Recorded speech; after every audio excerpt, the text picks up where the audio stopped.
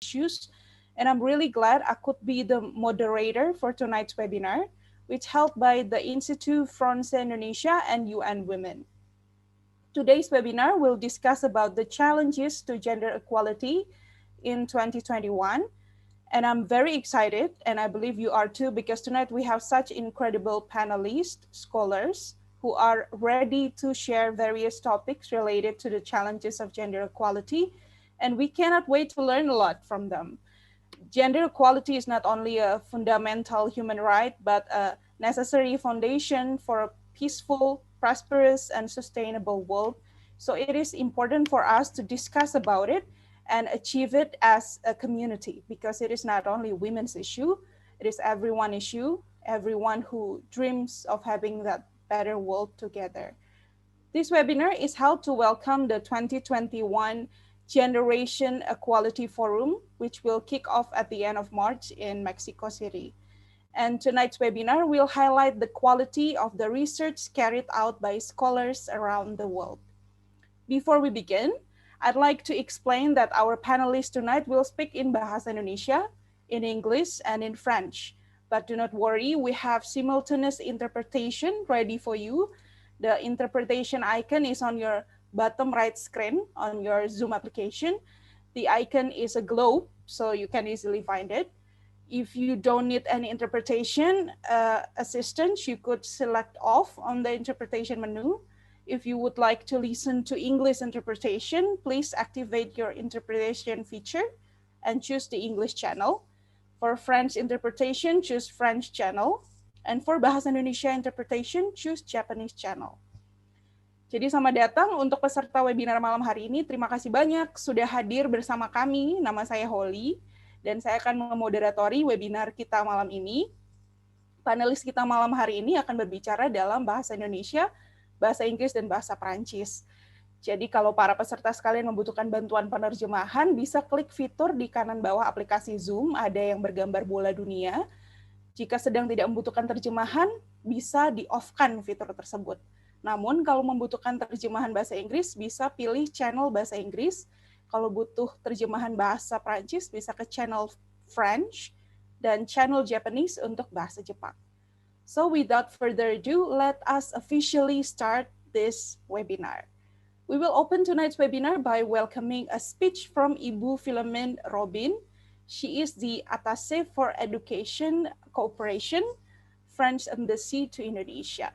Please, Ibu Philomene, the platform is yours. Terima kasih, Oli. Selamat malam waktu Indonesia Barat. Bonjour en France. Good morning in Washington. Welcome to the webinar Challenges to Gender Equality. Terima kasih, Dr. Wenning, Dr. Aquarini, Dr. Lucia, Dr. Yanti. Merci au Dr. Rochefort et Piquel Chevalier. And thank you very much to Dr. Rinder, Dr. Daya. And thank you to Anisha and her fellow George W. University students. Selamat datang. Welcome to all students listening to us tonight. Challenges to gender equality, it's quite a vast topic, and no one is expected to exhaust it, not in one evening. So our ambition tonight is much more modest, although still considerable. Let me provide you with just a very brief information about what we are doing here tonight. As Holly just said, we are here we are in the run-up to the Forum Generation Equality, but the French Embassy has many sections.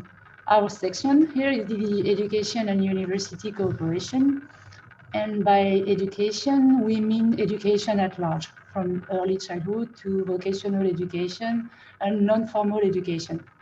By non-formal, and within this non-formal education, we have a strong focus on gender equality, hence the webinar tonight.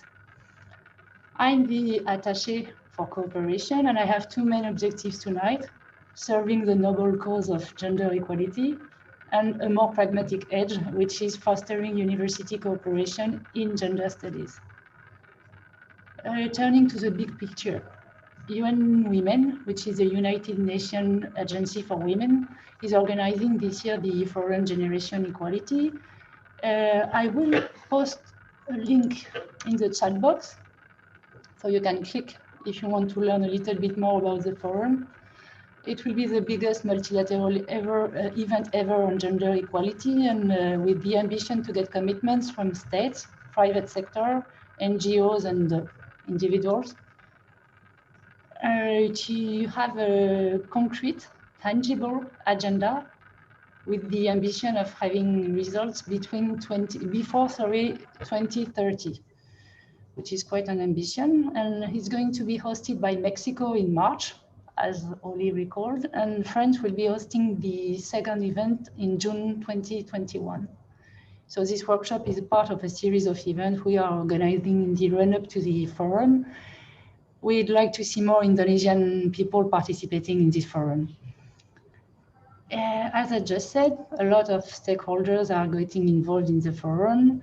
And we made the decision to start with university researchers, because if we don't have the intellectual background to gender discrimination, if we don't know its history, if we don't know its social background, its political factors, we will never be able to find solutions. You don't cure a disease if you don't identify the virus. This is very much in touch with our times. We hope that tonight, which is the very first time researchers who are participating in meet, will be the first meeting, but not the last one. And we hope that your colleagues, your students are going to meet again after. We also hope that the students listening to us are going to be inspired and challenged by your speeches, and they are going to make the choice to study, well, to study with an international background, to foster international cooperation, that is to say, to study abroad.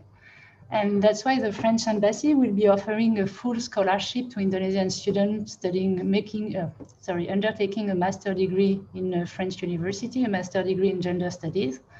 We will let you know more details after, and I'm going to share anyway all details with Dr. Wenning, Dr. Aquarini, Dr. Lucia. I would like to insist on the fact that this scholarship is not intended for female candidates only, and that we do welcome male candidates. We'll never achieve gender equality if women only study in this field. Just look what's happening tonight. We've been inviting men and women, but there are so much more women studying in the gender studies field that we end up with a female-only panel. And I really hope we could work together to change this. We are going to send our contact information, myself and my team, in the chat box. Please make the best of it. We are always happy to answer any queries, always happy to help you develop your cooperation project. And I'm not going to steal more time from our experts. So please enjoy your webinar. And it's only a small step to a glorious goal, gender equality. Thank you, Bu Philemon. A small step to a glorious goal. We really hope that we will have an insightful evening and hope our discussion will bring ideas and hopes to achieve gender equality. Ladies and gentlemen, let's start this webinar with our first presentation. The opening presentation, we will have Dr. Wenning Udasmoro. Dr. Wenning is a lecturer at French Department at Gajah Mada University. Her main research interests are in literature, gender issues, religion, violence, identity, politics, and critical discourse analysis. She will share with us her presentation on gender and masculinities aspects. Thank you for being with us tonight, Dr. Wenning. You will have 10 minutes for your presentation and share your insights. Please, Doctor, the platform is yours. Dr. Wenning, I'm sorry, you're still in mute. Thank you very much, Mbak Holly, and also Madam Philomène Robin for inviting me to this forum. And I'm very happy that I can speak in Bahasa Indonesia. So this is my first forum, international forum, that I can use Bahasa Indonesia. Okay, let me share my screen.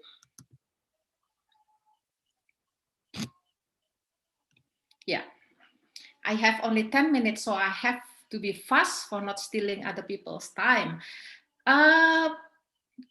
Presentasi saya berjudul Transformasi Toxic Masculinities, dan saya memberikan contoh adalah konteks Indonesia. Pertama, saya ingin menanyakan, mengapa kita berbicara mengenai maskulinitis? Karena menurut saya, ketika kita berbicara mengenai gender equality, kita perlu untuk melihat secara lebih luas konstruksi gender order, yaitu selain kita berbicara mengenai laki-laki dan perempuan, kita perlu berbicara mengenai nilai-nilai yang ditubuhkan pada laki-laki dan juga ditubuhkan perempuan. Dan di dalam konteks ini saya memilih nilai-nilai maskulinitis yang ditubuhkan kepada laki-laki. Mengapa? Karena menurut saya kita perlu memahami bagaimana entitas tertentu, yaitu laki-laki dengan maskulinitisnya, itu dapat mendominasi gender order. Dan saya kira dalam persoalan gender equality, ini adalah problem yang kita hadapi di dalam sejarah narasi kemanusiaan kita. Maskulinitis, saya mengutip dari Rewin Connell, itu bukanlah laki-laki itu sendiri, tetapi adalah posisi yang seringkali ditubuhkan kepada laki-laki di dalam gender order. Misalnya mereka adalah yang kuat, yang perkasa, yang yang memiliki decision making, yang rasional dan lain sebagainya, dan dapat didefinisikan sebagai pola-pola yang dipraktekkan. Ya, nilai ini dipraktekkan tidak hanya oleh laki-laki tetapi juga oleh perempuan, meskipun secara dominan ini dipraktekkan lebih banyak oleh laki-laki. Jadi maskulinitas ini terlembaga secara kultural, secara institusional, dan tujuannya adalah untuk mempertahankan hegemonic power dari laki-laki di dalam gender order. Nah, secara teoretikal, maskulinitis ini tidak bersifat tunggal, maka bentuknya selalu plural. Ada hegemonic maskulinitis, ada complicit maskulinitis, ada marginalized maskulinitis, ada subordinate maskulinitis, dan yang saya pilih di sini yaitu hegemonic maskulinitis, seperti yang sudah saya katakan tadi, adalah laki-laki yang kuat, ya, yang mulai laki-laki dengan nilai-nilai fisik, psikologis, heteroseksual, yang di dalam strata gender order ini adalah top of the top, yang berada di dalam strata paling atas. Dan menurut Connell ya, seringkali hegemonic maskulinitis ini dilekatkan dengan apa yang kita sebut sebagai violent or militarized maskulinitis. Jadi maskulinitas yang keras ya, yang violent, yang kasar, yang militer bentuknya. Tentu saja perspektif ini telah mengalami perkembangan, telah dikritisi oleh banyak peneliti yang mengatakan bahwa hegemonik maskulin tidak selalu violent. Bisa juga hegemonik maskulin itu non-violent, tapi di dalam yang saya presentasikan saya berkonsentrasi pada violent maskulinitis. Yang selanjutnya yang menjadi judul paparan saya adalah toxic maskulinitis. Toxic maskulinitis ini berelasi dengan sangat erat dengan hegemonik maskulinitis. Karena hegemonik maskulinitis lelaki dengan nilai-nilai yang keras, yang kuat, yang perkasa, kemudian seringkali diterjemahkan di dalam bentuk-bentuk ya aktivitas praktis yang berbahaya bagi orang lain, terutama bagi perempuan, juga bagi laki-laki dan masyarakat. Jadi ini adalah maskulinitis yang toksik, yang beracun, di mana pola-polanya, praktisnya, antara lain adalah bisa kita temukan dalam bentuk misogini, homofobia, sexual violence, domestic violence, dan violence yang lain, perang, sosial konflik, dan lain sebagainya, perkelahian, dan ini ada di dalam sepanjang sejarah manusia. Dan dalam seluruh narasi sejarah kita semua mengkonsumsi toxic masculinities narration. Sebagai contoh adalah kekerasan-kekerasan yang dinarasikan oleh agama, oleh budaya, oleh cerita-cerita, oleh film, dan lain sebagainya. Ini ada di dalam sepanjang sejarah kita yang dalam konteks Michel Foucault ini adalah bentuk continuity dari sebuah praktik ya yang kemudian kita percayai itu ada di dalam konteks masyarakat kita. Tapi saya berpendapat bahwa toxic masculinities ini selain bersifat continued, juga bersifat periodikal. Jadi setiap periode itu menciptakan toxic masculinities-nya masing-masing. Saya memberi contoh 3 era di Indonesia, di mana toxic masculinities ini hadir dalam bentuk-bentuk yang berbeda, mengalami transformasi terus-menerus. Di masa era Soekarno misalnya, violent masculinities setelah masa perang kemerdekaan, kita melihat bagaimana laki-laki kemudian memanggul senjata ya sebagai bentuk glorification ya, kemenangan gitu ya. Kemudian manliness ya, keperkasaan, kemudian kejantanan itu menjadi semacam pride pada masa itu. Sehingga yang terjadi menjadi hal yang lumrah pada masa Soekarno, sesama laki-laki mereka berkelahi, perkelahian antar kampung, perkelahian antar kelompok-kelompok pemuda dengan afiliasi politik yang berbeda, kelompok nasionalis bertarung, berkelahi dengan kelompok komunis, berkelahi dengan kelompok agama, sehingga menciptakan toxic masculinities di mana keresahan itu dialami oleh masyarakat luas, terutama tentu saja perempuan yang seringkali dianggap lemah dan mengalami ketakutan pada waktu itu. Dan pada konteks ini pemuda itu seringkali menjadi eskalator violence, ya, perpetrators of violence, mereka yang memicu kekerasan-kekerasan. Soeharto era beberapa tahun kemudian itu memiliki pola yang berbeda terkait dengan toxic masculinities. Pada tahun 80-an kita melihat berkembangnya secara luar biasa gali-gali, ya, gabungan anak liar, grup-grup anak-anak laki-laki yang sebetulnya tadinya hanya bersifat nongkrong di di tempat-tempat umum ya, nongkrong, tapi kemudian melakukan pemalakan ya, melakukan pemalakan, mengganggu aktivitas ekonomi orang-orang, mengganggu aktivitas ekonomi perempuan di pasar, mengganggu aktivitas orang di kampung dan lain sebagainya. Dan tato itu menjadi simbol kekuasaan mereka. Grup-grup gali ini kemudian mengalami penembakan-penembakan misterius pada masa Soeharto, di mana tentara, aparat itu banyak membunuh para gali ini yang dianggap meresahkan.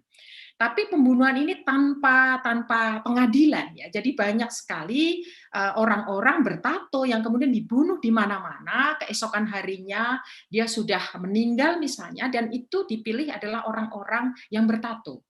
Padahal orang-orang yang bertato tidak semuanya gali. Dan seringkali juga mereka adalah gali-gali yang sudah tidak lagi menjadi gali, tetapi pada tahun 85 sekitar itu mereka dibunuh oleh para penembak misterius.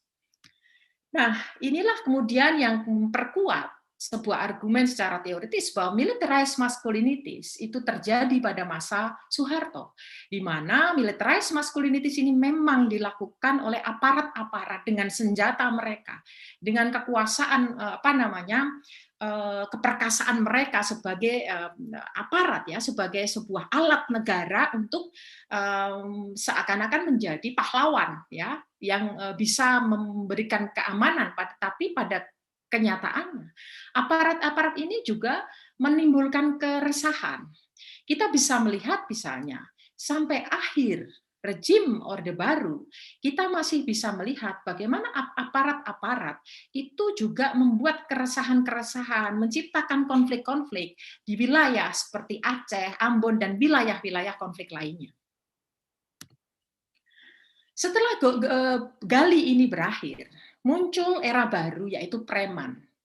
Preman ini sebetulnya diterjemahkan dari bahasa Inggris adalah free man, orang-orang bebas yang berkeliaran di mana-mana, tetapi orang-orang bebas ini kemudian juga melakukan berbagai macam gangguan ya pada masyarakat. Jadi cara mereka beroperasi itu seperti halnya gali. Ya, tetapi mereka kebanyakan tidak bertato ya, sudah tidak lagi tren tato, tetapi kadang-kadang preman-preman ini dipakai oleh aktor-aktor yang berkuasa.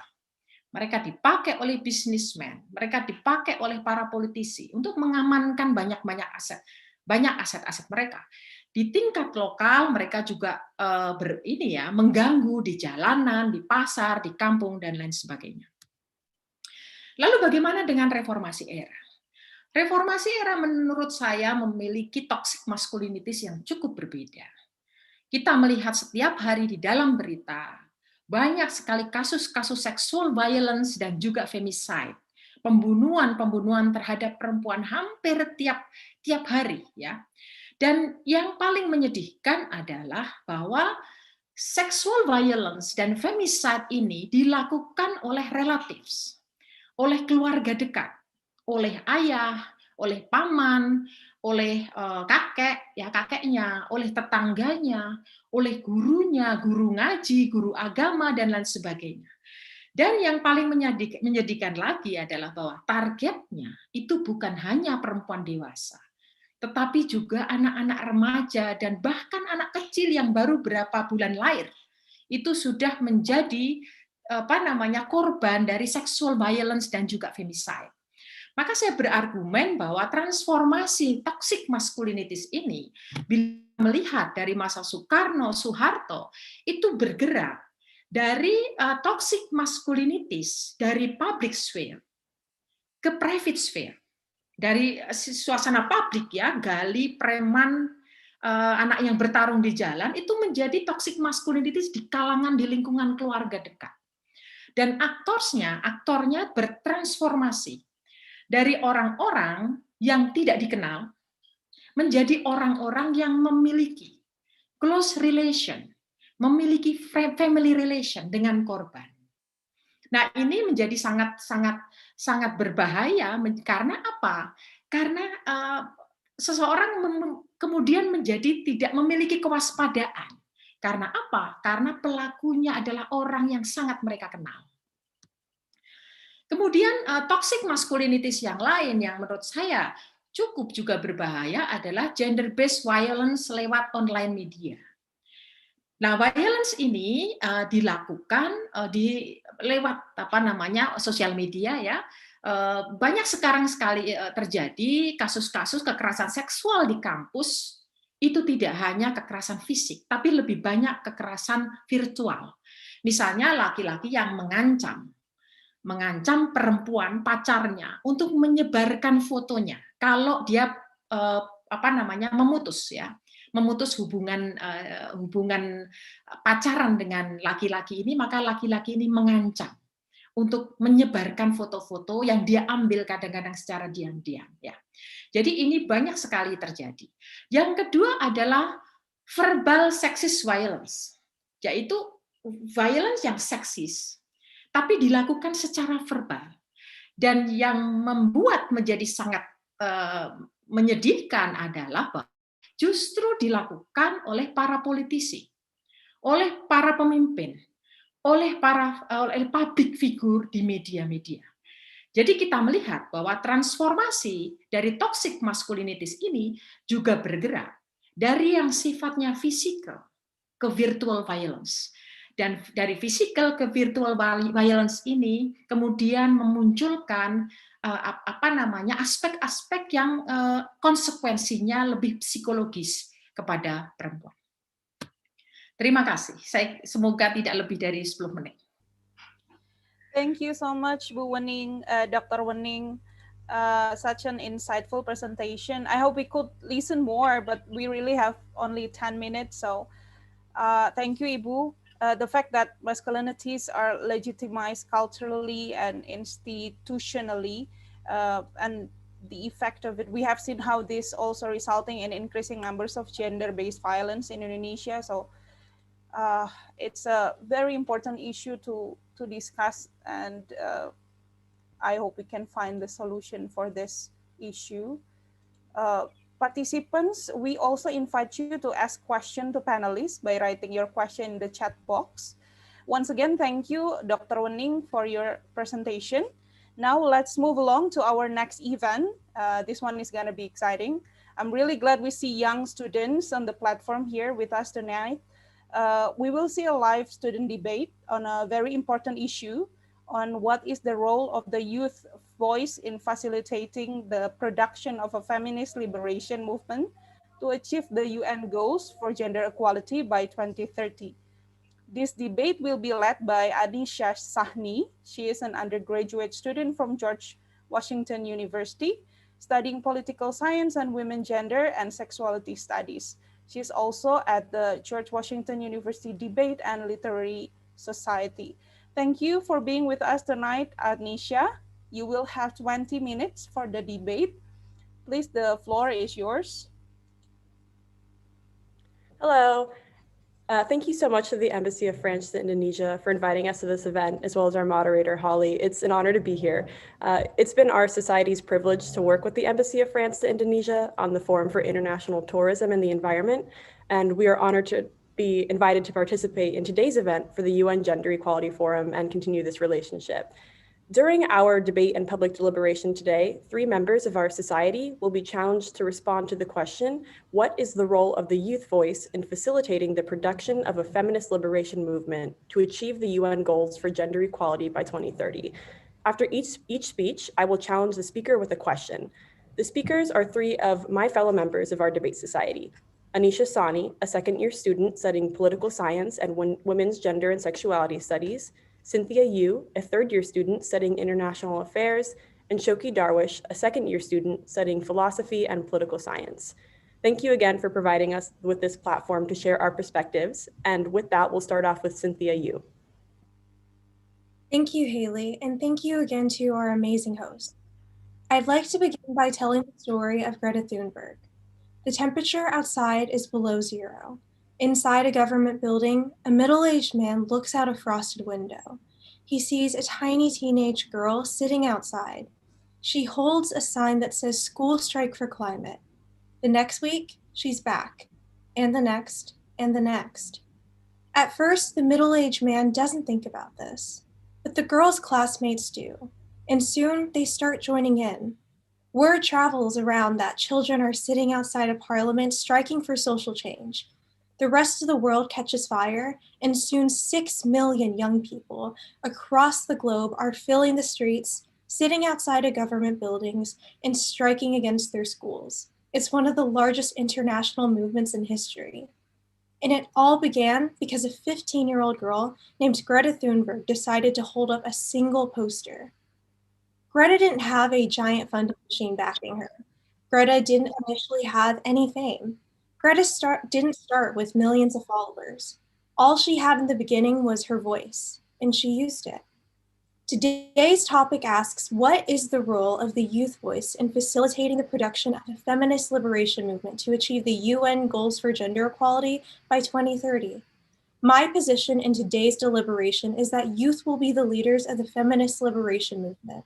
I believe this to be the case for 3 reasons: their capacity to serve as influential change makers, their ability to reach communities and groups beyond the political sphere, and their powerful influence on their peers. First, capacity. Young people comprise about 1/4 of the world's population. To put that into perspective, that is more than the entire populations of Indonesia and China combined. Therefore, young people have an extraordinary potential to influence each other and other generations in unprecedented volumes. Researchers at Harvard University have noted that in the last 20 years, young people have led the top campaigns for social change. Second, outreach. As noted by MIT professor Sasha Constanza Chalk, young people, especially immigrants, often have direct ties with social issues across the globe. When people feel connected, they are more likely to change not only laws, but also minds. And that sits at the heart of every great movement. And third, their powerful influence over their peers. In 2019, UNICEF and the EU launched the Real Challenge social media campaign, asking students to champion for the greatest challenges facing women and children. This resulted in over 450 million engagements across 50 countries. The European Parliament recognized this as the first child rights campaign communicated in a language that all children all over the world actually understand. Youth communicating with youth. Simply put, nobody communicates with young people better than other young people. Nobody can navigate emerging technology platforms better than young people. And nobody can empathize with the burden placed upon vulnerable youth than young people. especially issues involving young women. And that is what makes people and generations so unique in our ability to serve as leaders for gender equality. Instead of building walls, we are the generation that will take down the ones that divide us. Instead of waiting for the greatest issues to be solved tomorrow, we are the generation that will tackle the problems today. As Greta Thunberg once said, we showed that we are united and that we, young people, are unstoppable. And I think we are. Thank you. Thank you so much for the speech, Cynthia. One question that I did have for you is that for some students around the world, youth advocacy may not be as easy or accepted as it might be here in the United States. So my question then is, how can young activists forward their desire for change with societies that, might be less receptive to listening to those voices? Absolutely, that's an excellent question. Thank you so much for it.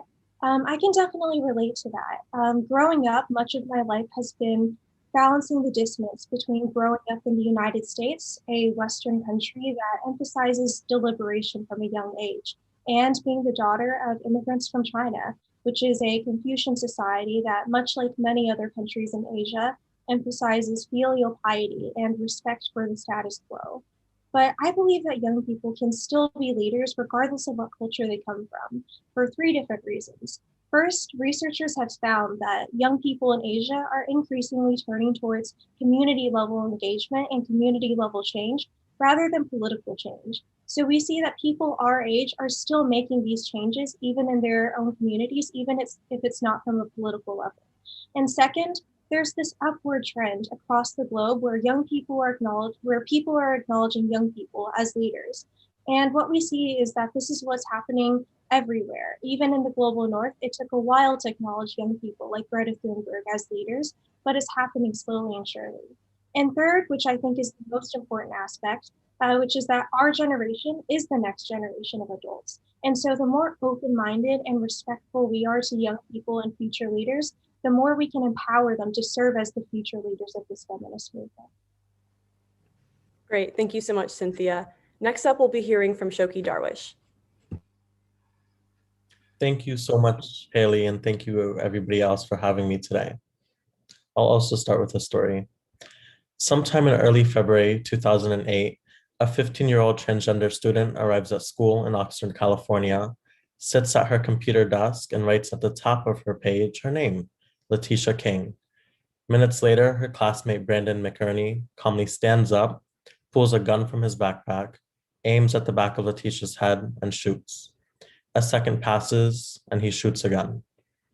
Months of news coverage, outrage, and grief pass by.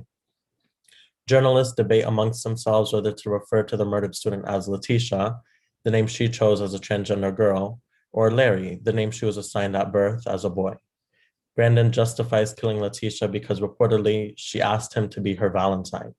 And teachers accuse Letitia of disobeying what exactly it meant to be a girl, while of course, Letitia was always a girl. Brandon's trial also emerges as the second site of gendered violence, where his attorneys argue that Letitia was no victim, but rather the perpetrator of harassment by forcing her gender expression onto the defendant. And Letitia's teachers argue that she attracted negative attention by the way she walked, by the way she talked, and by the way her heels sounded when hitting the ground. Lawyers and witnesses alike acted out parodies of the imagined gestures of Letitia King and of her body. Now, Letitia's story is just another example of gender-based violence, especially of that violence against trans Black women. But more importantly, Letitia's story perfectly encapsulates my response to today's question. What is the role of the youth voice in producing the UN goals for gender equality by 2030? My response is that the role of the youth in today's feminist movement must be as disruptors, following Letitia's model of challenging societal expectations and suspending dominant ideologies. The fight for gender equality is inevitably a fight against a sexist ideology that assigns to each of us a productive role in society. Slovenian philosopher Slavoj Žižek describes ideology as the generating matrix that regulates our social relations. And to Žižek, ideologies like sexism find their power in prescribing roles that we in turn internalize. To overcome ideology, the feminist movement relies on rebels like Letitia King. those who don't find conformity to ideology as a natural attitude, but rather as a social construction that we are free to completely abandon. And whether on TikTok or in classrooms, young people like Letitia King are constantly asking us to reconsider our long-held beliefs about how our society should be organized. This is the revolutionary power of nonconformity. By heightening the contradictions between what is expected of the female body and what the female body is doing, young feminists find mobility, the ability to rupture ideologies and determine, for the first time in contemporary history, their own social identities and lived experiences. And as long as young people continue to challenge our expectations and break our norms, there will be movement towards equality. Certainly, the feminist movement is changing, but we can all be comforted by the fact that young people anywhere and everywhere will be persistent in critiquing ideology and questioning their roles within it. And Letitia King is testament to the power behind youth rebelling against the system. At the course we're at, equality is only closer on the horizon. Thank you. Wonderful. Thank you for the great speech, Soki. One question that I did have is, how can young people, pursue nonconformity and a destruction of these norms without kind of putting themselves at risk? Obviously this destruction might be uncomfortable to most. So how can young people kind of reconcile that danger? Of course, and this is a question that should be really troubling for us. Of course, we want people to, challenge these systems. And at the same time, there's just that high cost of violence. And we heard this from Dr. Wenning in the previous presentation as well, the high cost of violence across the globe. So at one point, we want to promote this, but we have to say, we need to provide the resources to communities to protect those people who will contradict the system no matter what, and who aren't going to sit by an ideology that oppresses them. So I think the most important thing we can do is provide resources to those people that are willing to do that. Great, thank you so much, Shoki. Lastly, we'll be hearing from Anisha Sani. Thank you, Haley, and thank you to our wonderful organizers as well as my teammates for making this presentation possible. We appreciate the opportunity. So I would like to begin my speech today by telling you the story of Emma Gonzalez. Gonzalez is an ordinary student turned activist after she witnessed her classmates being shot and killed during the Marjory Stoneman Douglas school shooting. And though she may never be able to forget the sounds of gunshots ringing through the hallways of her school, she made sure that we will never forget the sound of her voice and the power of her story. Following the aftermath of this tragic school shooting, Gonzalez and her peers rallied to create a movement and a targeted message to lawmakers: never again. As she spoke at protests and shared her story, through the power of social media, she gained millions of followers and made headlines in a moment of emotion and vulnerability. What is the role of the youth voice in facilitating the production of a feminist liberation movement to achieve the UN goals for gender equality by 2030? My position is that youth are the essential storytellers of feminist liberation. Storytelling is a means of sharing one's experiences with the world to demonstrate the material conditions in which we live by engaging others with our emotion and with our truth. Gonzalez's story demonstrates how youth can play this role. A story's true in those who hear it. Younger generations are an audience that leverage social media to disseminate stories with an incredible efficiency. Gonzalez and other student activists from Parkland accumulated millions of followers after speaking at protests in their community. By sharing her story, Gonzalez and her peers created a mass mobilization of students who protested for the March for Our Lives movement, the legacy of which will be a landmark reference in the ongoing fight against gun violence in the United States. Gonzalez also demonstrated the intense emotional power of storytelling in activism. She displayed a strength in her vulnerability and challenged this strength through her story and through her identity, not just as an activist, but as a grieving student and as a friend. Finally, Gonzalez's story demonstrates how her identity is central to her story and to her activism. Her identity as a bisexual woman allows her to understand that for supporters of social movements, they have their own diverse backgrounds and their communities are facing unique issues. Thus, in sharing her story with a large movement, Gonzalez acknowledges that her audience's intersectional identities ought to remain a central aspect of a feminist movement's advocacy. Over the course of our dialogue today, Cynthia, Shoki, and I have shared not only the stories of powerful youth voices, but we have shared parts of our own stories as well. The power that the youth voice has that can give the future of feminism an unparalleled reach. The strengths of feminism, not only as a movement for activism, but as a movement for empathy, for listening, and for creating spaces for voices to be heard, is demonstrative of the power of storytelling. And this is precisely why the role of the youth is to be the storytellers of the feminist liberation movement. Thank you. Thank you so much, Anisha. In your speech, you mentioned the power of identity and intersectionality to forward the stories of youth. So my question then is, how can youth activists ensure that their platforms amplify these intersectional voices rather than shout over them? Absolutely. Thank you for your question, Haley. So I think that the Western world especially, the history of feminism has been dominated by predominantly the voices of white women. And we must raise awareness and educate both current activists as well as the public and the people of these movements about the accomplishments and the stories of marginalized women with multiple identities, with multiple marginalized identities, and the unique oppressions that they face. And I believe that when activists can understand this rich scholarship, this rich history, they will defer their platform to empower these intersectional voices. And that is a key mechanism in how feminist movements can see progress in the future. Awesome. Thank you again to Anisha, Cynthia, and Shoki for providing their perspectives on the role of youth in facilitating a feminist liberation movement. Stories like Emma Gonzalez's, Greta Thunberg's, and Letitia King's are just a few of the countless experiences that our generation is pursuing to fight towards real change. We started with the question, what is the role of the youth in tomorrow's liberation movement? Are we the leaders, disruptors, or storytellers? Today, you've heard our three perspectives, and we hope that these voices continue to bring progress for feminist goals of gender equality, regardless of which form they take.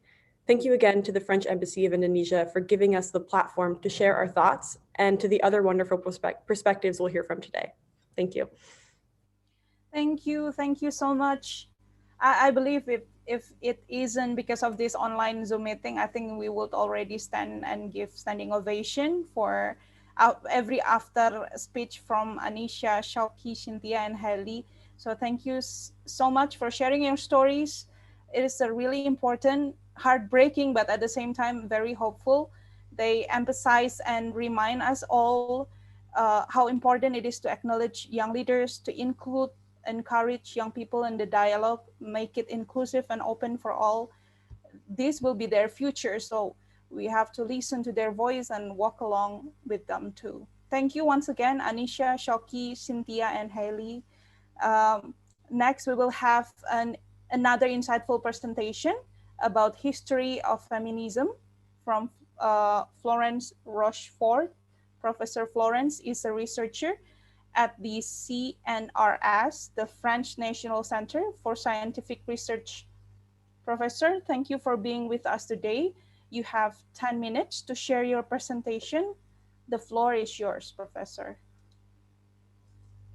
Je vous remercie beaucoup de m'avoir invité à présenter mes travaux et à permettre d'échanger avec vous. Pour moi, c'est un grand honneur et une grande joie. Et je voulais donc vous reconstituer mon parcours brièvement. Donc, j'ai soutenu, en collaboration avec une collègue, la première thèse universitaire des années 1980 sur l'histoire du féminisme en France au XIXe siècle, sous la direction de la célèbre historienne Michèle Perrault, et qui, elle, a permis à de nombreux jeunes étudiants d'ouvrir le champ de l'histoire des femmes en France. Et j'ai ensuite poursuivi mes recherches sur les thématiques d'histoire des femmes et du genre au sein du Conseil national de la recherche scientifique. Donc, j'ai approfondi l'histoire des féminismes et j'ai aussi étudié les débats des sociétés et les débats sociétaux sur les thèmes féministes pour interroger l'histoire sociale et politique de la société française. Donc, avant de vous donner une idée rapide de mes travaux personnels, je voulais préciser que cette démarche, elle s'inscrit dans une aventure collective avec plusieurs générations, notamment au sein de la revue Clio, Femmes, Genre, Histoire, dont je suis membre depuis la fondation en 1995 et que j'ai co-dirigée pendant plusieurs années. Cette revue a désormais une édition anglaise, en anglais, qui est consultable sur Cairn International et JSTOR.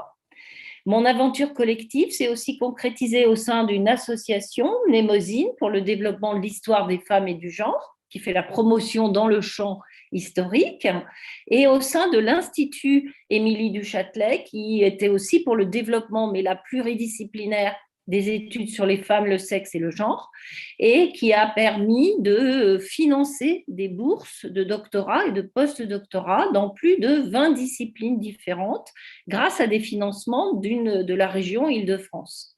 Cet institut a produit des traductions, organisé maintes conférences de personnalités qui reconstituaient leur parcours. Elle a permis aussi de faire dialoguer chercheuses, chercheurs et membres de la société civile ou des associations. Et cet institut a perdu son financement lors d'un changement de majorité politique, mais beaucoup de ses activités ont été filmées et sont disponibles sur YouTube. Dans mes recherches personnelles, j'ai poursuivi l'étude des féminismes et j'ai produit notamment un travail de synthèse pour une histoire mondiale des féminismes en 2018 dans un petit format un peu encyclopédique de 128 pages. C'était pour donner les grandes lignes d'une histoire foisonnante depuis 1789 à nos jours, en insistant sur l'importance des féminismes des pays du Sud dès le 19e siècle et des interactions transnationales. Cela a permis de donner un petit aperçu de la richesse des productions scientifiques sur les féminismes depuis les années 1990, et de répondre à cet argument qui est faux et qui fait croire que le féminisme ne serait qu'occidental historiquement et non adaptable à d'autres aires géographiques.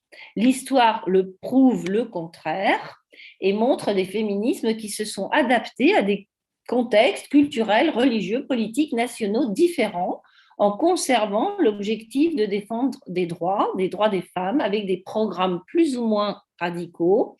Et le S de féminisme vaut pour tous les exemples nationaux et internationaux.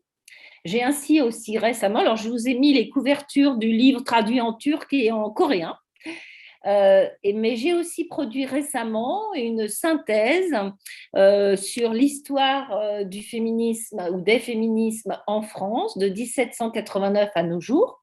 Ça veut être une histoire renouvelée des féminismes qui met l'accent sur les liens entre féminisme et politique, sur l'intersectionnalité, on vient d'en parler, et sur les liens donc enchevêtrés entre les différents types de domination, de genre, de classe, de race, entre guillemets. Cette démarche est souvent contestée encore dans le débat français, mais nous pensons au contraire qu'elle permet d'apporter un regard neuf sur l'histoire, grâce aussi à des travaux de très jeunes collègues.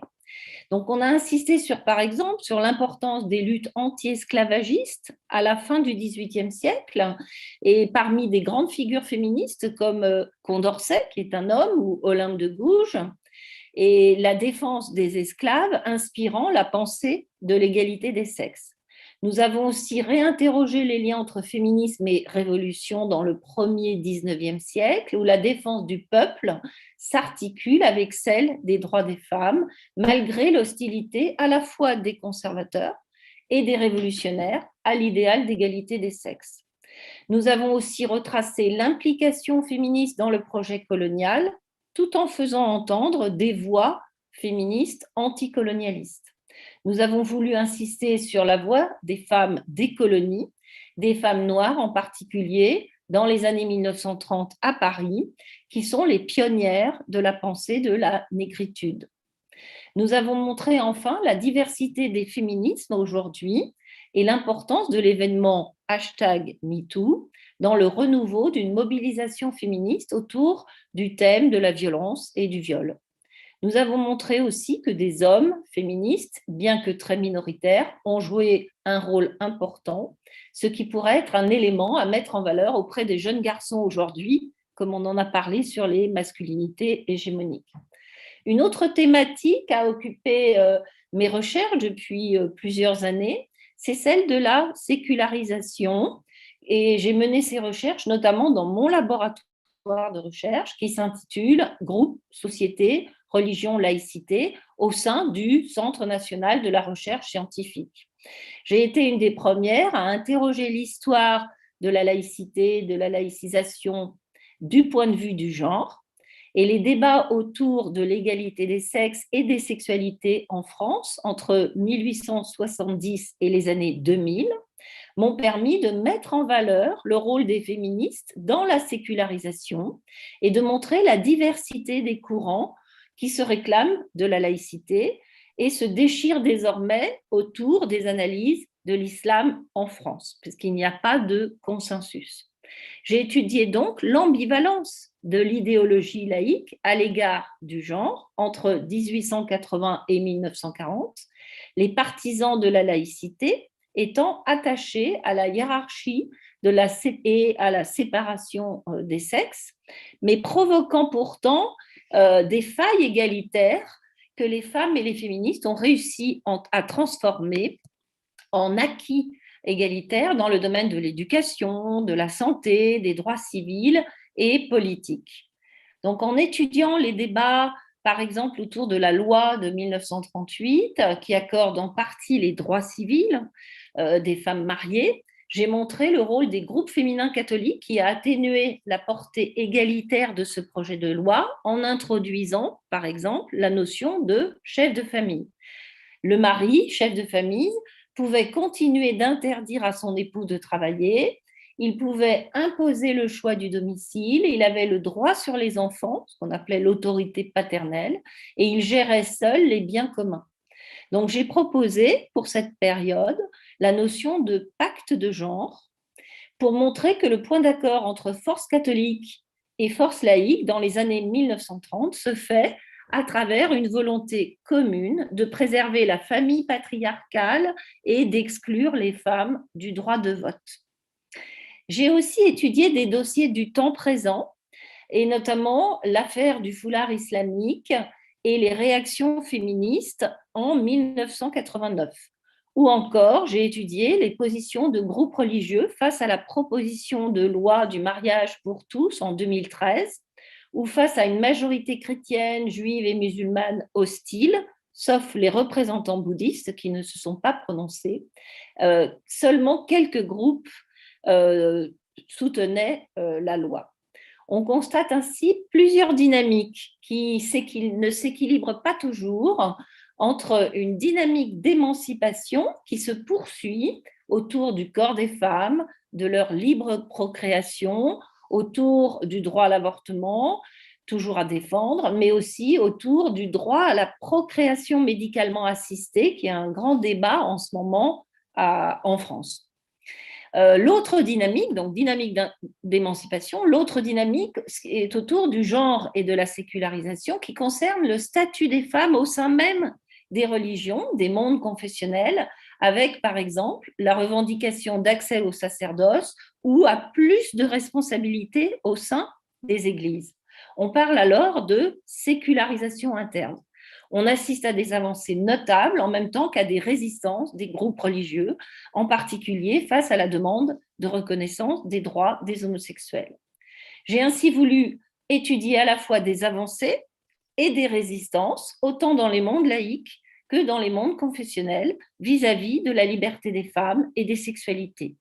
On comprend à travers l'analyse de genre que la sécularisation ne se résume pas à une confrontation entre religion et anti-religion, mais partage chaque famille de pensée et chaque courant politique autour de l'égalité et des droits, mais surtout autour de l'étendue des libertés individuelles et des droits des minorités sexuelles au mariage et à la parentalité.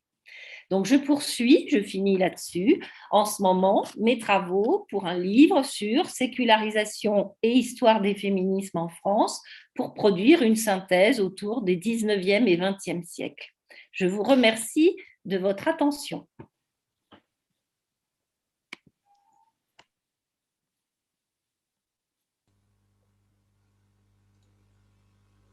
Thank you so much, Professor Florence.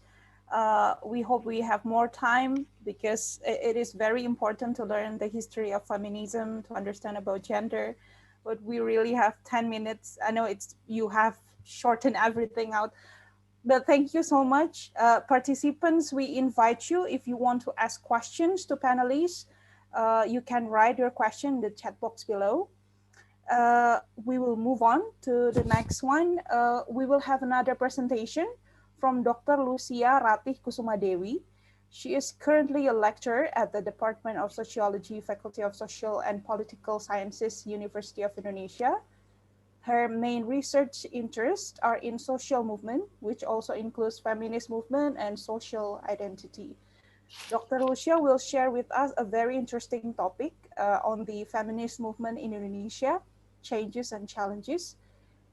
Dr. Lucia, thank you for being with us tonight. Doctor, you will have 10 minutes to present your presentation. The platform is yours. Terima kasih Mbak Gema. Saya akan share screen ya.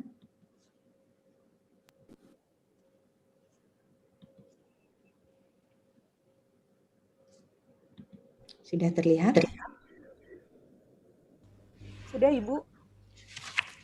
Baik, selamat malam untuk kita semua di Indonesia. Good morning for our colleague in US and bonjour pour tous les collègues en France. Nama saya Lucia Ratih Kusumadewi, saya pengajar di Departemen Sosiologi Fakultas Ilmu Sosial dan Politik, dan saya menyelesaikan studi doktoral saya di bidang sosiologi di École des Hautes Études en Sciences Sociales di Paris, dan fokus penelitian saya tentang gerakan sosial. Pertama, saya ucapkan terima kasih kepada Kedutaan Prancis yang telah mengundang saya dan memberi kesempatan kepada saya untuk mempresentasikan penelitian saya yang saya lakukan dengan cepat baru-baru ini ya. Hari ini saya ingin mempresentasikan tentang gerakan feminis di Indonesia. Jadi saya sangat senang sekali karena teman-teman muda tadi dari Amerika sudah memperbincangkan tentang gerakan feminis dan juga terutama kaum muda di era yang saat ini kita sedang lalui ya. Saya akan menyoroti apa saja perubahan-perubahan yang telah terjadi dalam gerakan feminis dan apa saja tantangan-tantangan yang dihadapi saat ini, terutama yang berkaitan dengan adanya perubahan sosial masif dalam masyarakat setelah revolusi industri 4.0. Hal ini menurut saya penting ya untuk didiskusikan supaya kita dapat menakar bagaimana masa depan dari kesetaraan gender. Karena kesetaraan gender pada intinya adalah juga sangat dipengaruhi oleh eksistensi kuatnya gerakan feminis. Menurut sosiolog Prancis Alain Touraine, gerakan sosial adalah sebuah usaha masyarakat untuk mengkonstruksikan historisitas. Maaf, saya harus.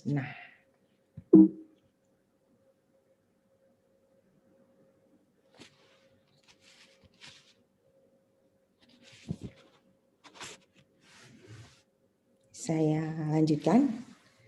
Mengkonstruksikan historisitas atau kesejarahannya ya dalam bahasa Indonesia. Gerakan feminis memiliki spirit yang sama, yaitu keinginan untuk menciptakan sebuah masyarakat di mana perempuan lepas dari ketertindasan berdasarkan perbedaan gender dan memiliki kedudukan yang setara dalam masyarakat. Tentu saja kesetaraan gender adalah isu global, walau di setiap wilayah dengan kekasan kultural masing-masing memiliki tantangan yang juga sangat spesifik. Berbicara gerakan feminis di Indonesia, saya ingin mengutip Ibu Nur Syahbani Kaca Sungkana, seorang aktivis senior di Indonesia yang telah mengemukakan 4 fase pergerakan feminis di Indonesia.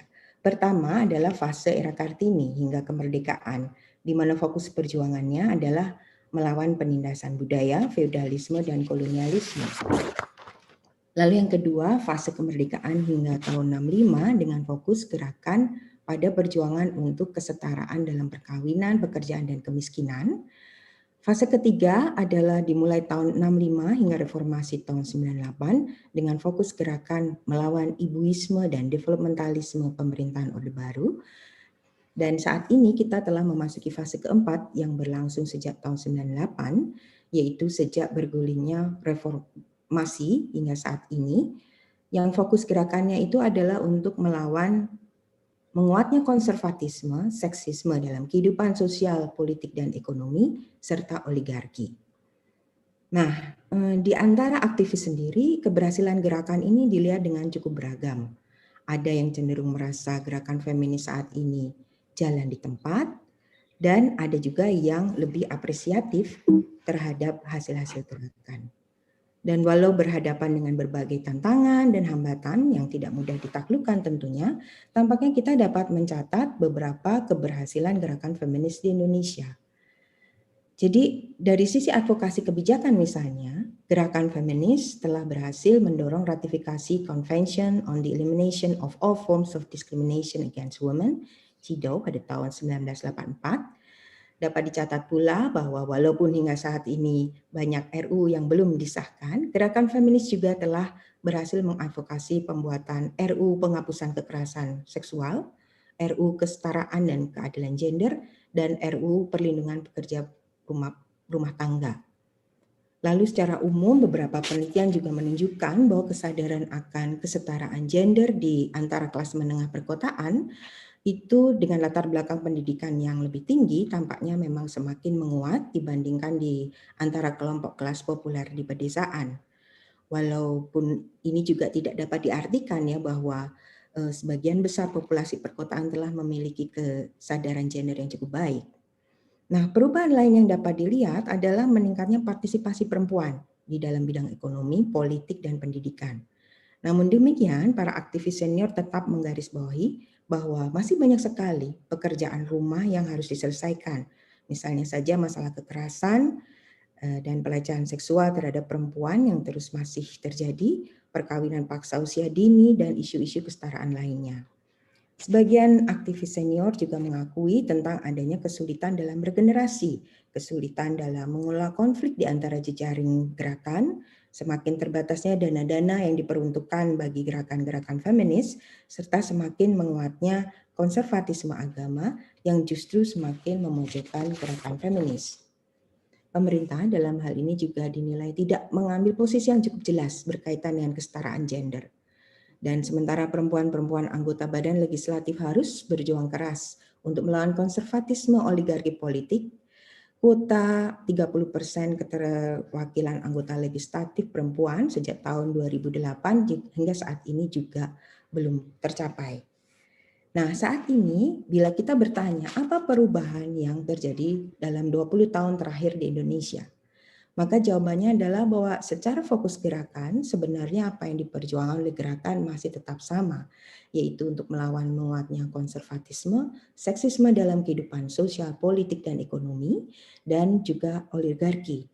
Hanya saja satu perubahan besar dalam gerakan feminisme yang dipengaruhi oleh perubahan sosial masif di tingkat global pasca revolusi industri 4.0 sudah dimulai di awal abad ke-21 ini. Kemajuan teknologi digital ditambah dengan situasi pandemi yang terjadi sejak tahun 2019 telah mengubah ruang gerakan dari dunia real ke dunia maya. Nah, beberapa studi juga menunjukkan bahwa gerakan anak-anak muda feminis di ruang digital telah bersemi dan bermunculan di Indonesia. Nah, walau kadang ditemui tidak ada keterkaitan relasi yang cukup erat antara aktivis senior dengan gerakan-gerakan anak muda feminis ini, namun bukan berarti gerakan feminis tidak berkelanjutan dan dalam banyak kesempatan para aktivis muda menjadikan para pendahulunya sebagai sumber pengetahuan mereka.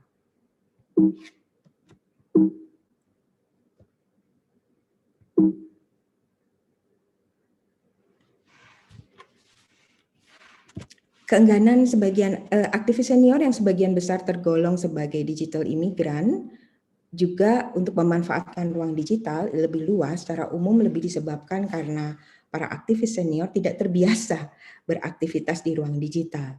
Sementara bagi aktivis muda sebagai anak-anak yang lahir di masa dunia telah mengalami digitalisasi, sering disebut sebagai digital native, ruang digital adalah ruang gerakan yang menjanjikan yang telah menyatu dengan spirit dan kehidupan mereka sejak lahir ya.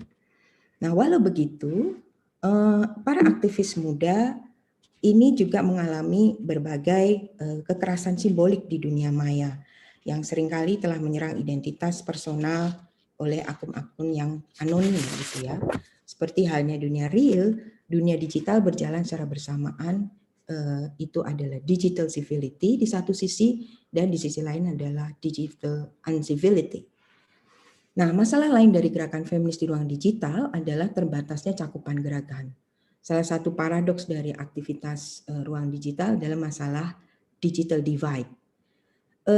Aktivisme di ruang digital di satu sisi dapat menghubungkan banyak manusia dalam jaringan masyarakat global atau global level society sehingga peluang gerakan bersama global itu lebih terbuka, tapi di satu sisi tidak menjangkau masyarakat yang belum tersentuh pada teknologi digital. Masyarakat Indonesia adalah salah satu yang memiliki masalah ini. Walaupun penetrasi internet tergolong tinggi dan cepat, masalah kesenjangan digital atau digital divide dan iliterasi digital masih belum terselesaikan. Sehingga dengan adanya masalah ini, gerakan feminis di ruang digital hanya bisa menjangkau masyarakat kelas menengah perkotaan. Slide terakhir saya. Ke depan kemungkinan besar gerakan feminis Indonesia ini seperti apa? Ya, jadi menurut saya pasti akan masih dapat mendapat tantangan yang cukup besar. Bila kita bicara 10 tahun dari sekarang, maka tampaknya mungkin kita masih akan berbicara tentang masalah yang sama, ditambah dengan masalah lain yang akan dihadapi terkait dengan dampak revolusi industri dunia yang semakin memperbesar penetrasi kapitalisme. Gerakan feminis kemungkinan akan semakin harus berhadapan dengan pasar yang bekerja sama dengan pemerintahan yang semakin neoliberal, di mana kelompok-kelompok konservatif akan bekerja sama dengan kekuatan pasar dalam komodifikasi agama dan komodifikasi pendidikan di ruang digital. Jadi pertanyaan selanjutnya adalah, siapkah para aktivis, terutama aktivis muda, menghadapi hal ini? Terima kasih. Saya kembalikan pada Mas Prima. Terima kasih Ibu Lucia. Jadi memang banyak yang sudah progres dalam perjalanan perjuangan kesetaraan gender itu, ada beberapa hal yang sudah maju gitu ya Bu. Cuman masih banyak yang harus terus diperjuangkan gitu, terutama untuk aktivis muda ini. Terima kasih banyak Dr. Lucia. Next, we will listen to a study case on women empowerment through local tourism initiatives, which will be brought by Dr. Sylvine Pickle-Cavalier and Dr. Putu Suchitayanti. Dr. Sylvine is an associate professor and geographer at University of Angers, UFR ESTHUA, Faculty of Higher Studies in Tourism, Culture and Hospitality. She specialized in studies relating to tourism, questioning its potential as an agent of sustainable development. Her studies concentrate on the impact of tourism in France and Indonesia. Meanwhile, Dr. Putu Suchitayanti is a lecturer at the Faculty of Tourism at Udayana University. Thank you, Dr. Sylvine and Dr. Putu, for being with us today. You will also have 10 minutes to share your topic. The floor is yours. Thank you very much. Thank you. First, I want to thank you for this great initiative. I think it's very stimulating. I don't know if you see me. Can you hear me? It's okay? Yes, it's very clear. Thank you. Thank you very much. And I'm glad to be here and to share with you and my postdoc students. So I will share the PowerPoint. So I hope it's going to work. Is it okay? Do you see it? Yes. Yeah, okay, okay. So first we will make a short presentation. We will speak with two voices. So first I introduce myself. So as has been said, I am associate professor and director of research at the University of Angers, and especially in ESTHUA, which is the biggest faculty of tourism and culture in Europe. And I am in the lab Space and Society, which is associate to CNRS. And I am also in charge of an international relationship between ESTHUA and Indonesia. And I am the president of the association, ATRE, Association for Tourism Research and Education in Indonesia. So my field of research is tourism, culture, natural and cultural heritage, gender, sustainable development in France and in Indonesia, and in Queensland. So I just want to precise that contrary to a lot of you, I am not specialized in gender. I think that gender come obvious to me since I work about culture and society, and I see that it's an obvious subject and very important subject. I saw this in a Queen field because 80% of riders are females nowadays. Also, when I work in a Balinese and Indonesian village. So I published quite a lot of publication about scientific article and books about tourism in Indonesia, most of time with Indonesian partner.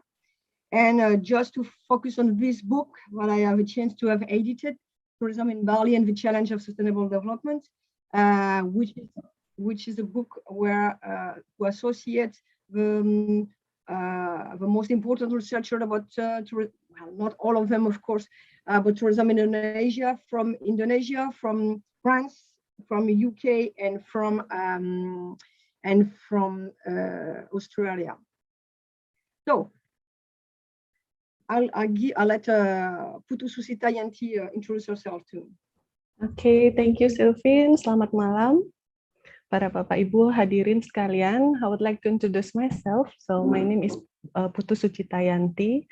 So it's okay if you want to call me Putu or Yanti. I'm lecturer in Diploma for Tourism Study at the Faculty of Tourism in Udayana University, and I graduated in doctoral program in 2016, and I write about women contribution in promoting local food to support tourism in Bali. And I also had an experience in 2018 in the mobility for teaching staff at the University of Glasgow in Scotland. So I give guest lectures, and right now I registered as a postdoctoral researcher at the University of Angers and represent, and our research project is about tourism women empowerment in Bali. And my research interest is in women in tourism, especially because we find so many issues faced by the women, especially that they involve in tourism industry and social culture, gastronomy, and also culinary. Would you please move to the next slide, Seven? Yeah, and there's some of the publication. So first, the contribution of female entrepreneurs, and also quite some of book entitled Wisata Gastronomi, and right now still in the process of publishing. I want to publish my book entitled Sri Kandi Kuliner. Okay. Yeah. Okay. So it brings us to a postdoctoral study. Actually, my different works in different villages bring me to observe that there is a big gap in Indonesia, and especially in Bali, because I work for now more in Bali and Java, between the public and administrative place of women in Indonesia and in Bali, and the traditional place in the traditional village, which stay very below, actually. So it was just a point in different article, and then I thought that it would be very interesting to focus on this, and this is how we have a chance to have a fund for a postdoctoral study about tourism, education, and gender. And actually the idea was also to associate our different partnership, and two of them in Bali. The biggest for us is Udayana University and Bali State Polytechnic.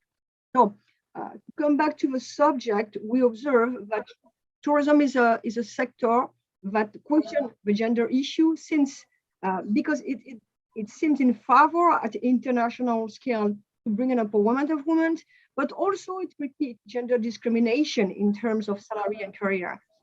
And actually, according to WTO, women fulfill a large proportion of tourism force work, with almost 50% of the activity in hospitality and catering.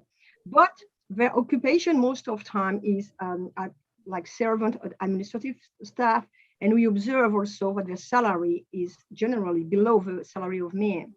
But on the same we observe also that tourism sector makes women workers almost double compared to other sectors, and 1 out of 5 ministries of tourism in the world are women. So it shows the complexity of the relation between tourism and gender, like a force, and at the same time it repeats also the discrimination. So it brings us to create a postdoctoral program in partnership, as I say, with my faculty ESTHUA, Tourism and Culture, and with Udayana University and Ballistat Polytechnic. And both were important because Udayana is more about academic tourism education, and Ballistat Polytechnic is more about professional tourism education. So it was very interesting to compare both, questioning the capacity of tourism, higher education, to favor or not the emancipation and empowerment of women. But the first difficulty is to define the notion of emancipation and empowerment, especially since it must integrate the gap between the gaze, the geographical cultural gap between the conception in France and in Balinese society. So that's why we have to compare objective criteria on both professional, like salary, responsibilities, position, but also social recognition, decision position in the family areas. But also, besides this objective criteria, we have to analyze the perceived situation by the Balinese woman, because the situation is very important to understand, is necessarily different in France and in Indonesia, where, as we have seen before, the feminist fight is not the same. So about the methodology, and then for the result, I will let Yanti explain.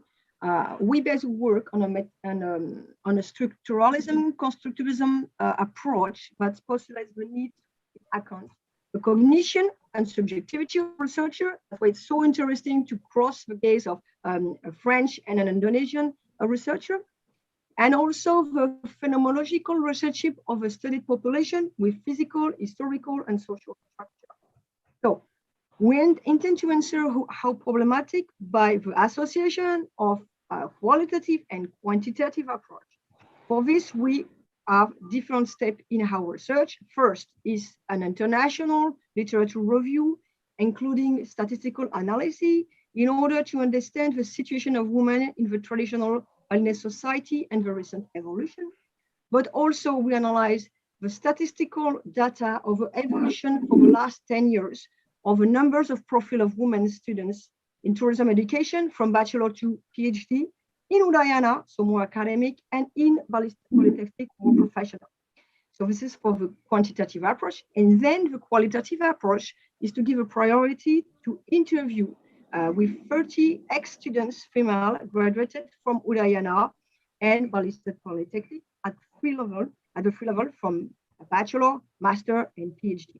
And we want to interview them about the social profile, their tourism studies, their work in tourism, their social independence, in fact, in perception in the family and in the communities, and the perception of the future of women in Bali.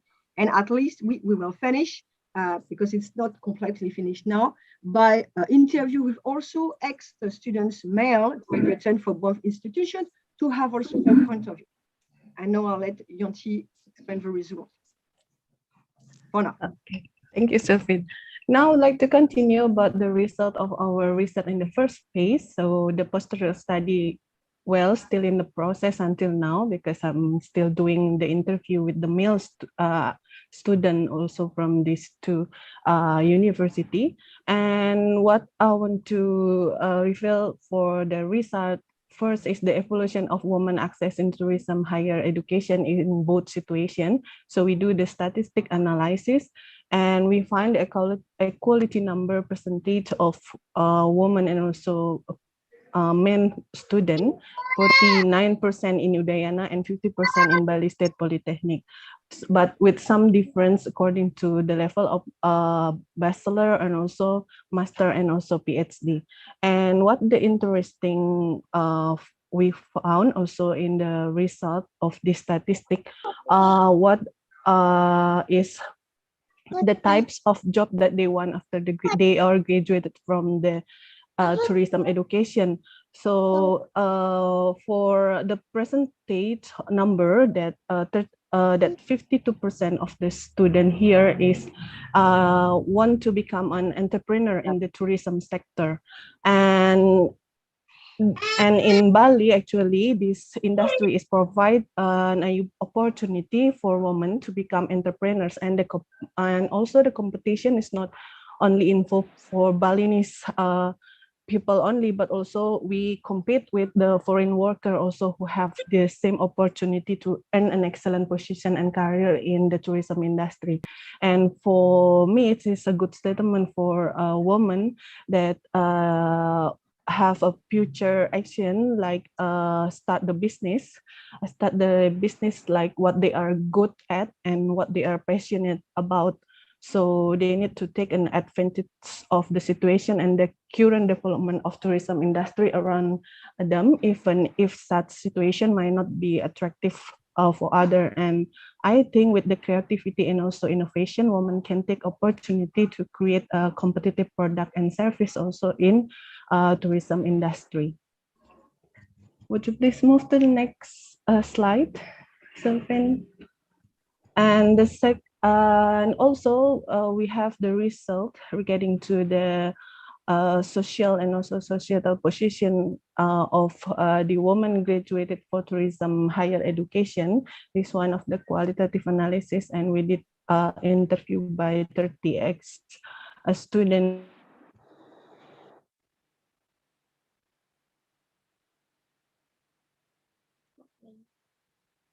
from the university, and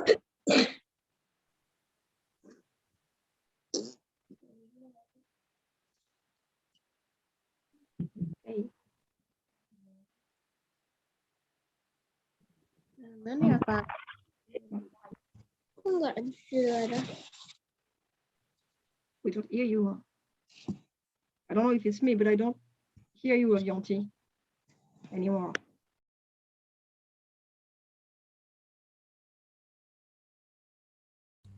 Okay. I think Yanti is in freeze. Maybe so. Yeah.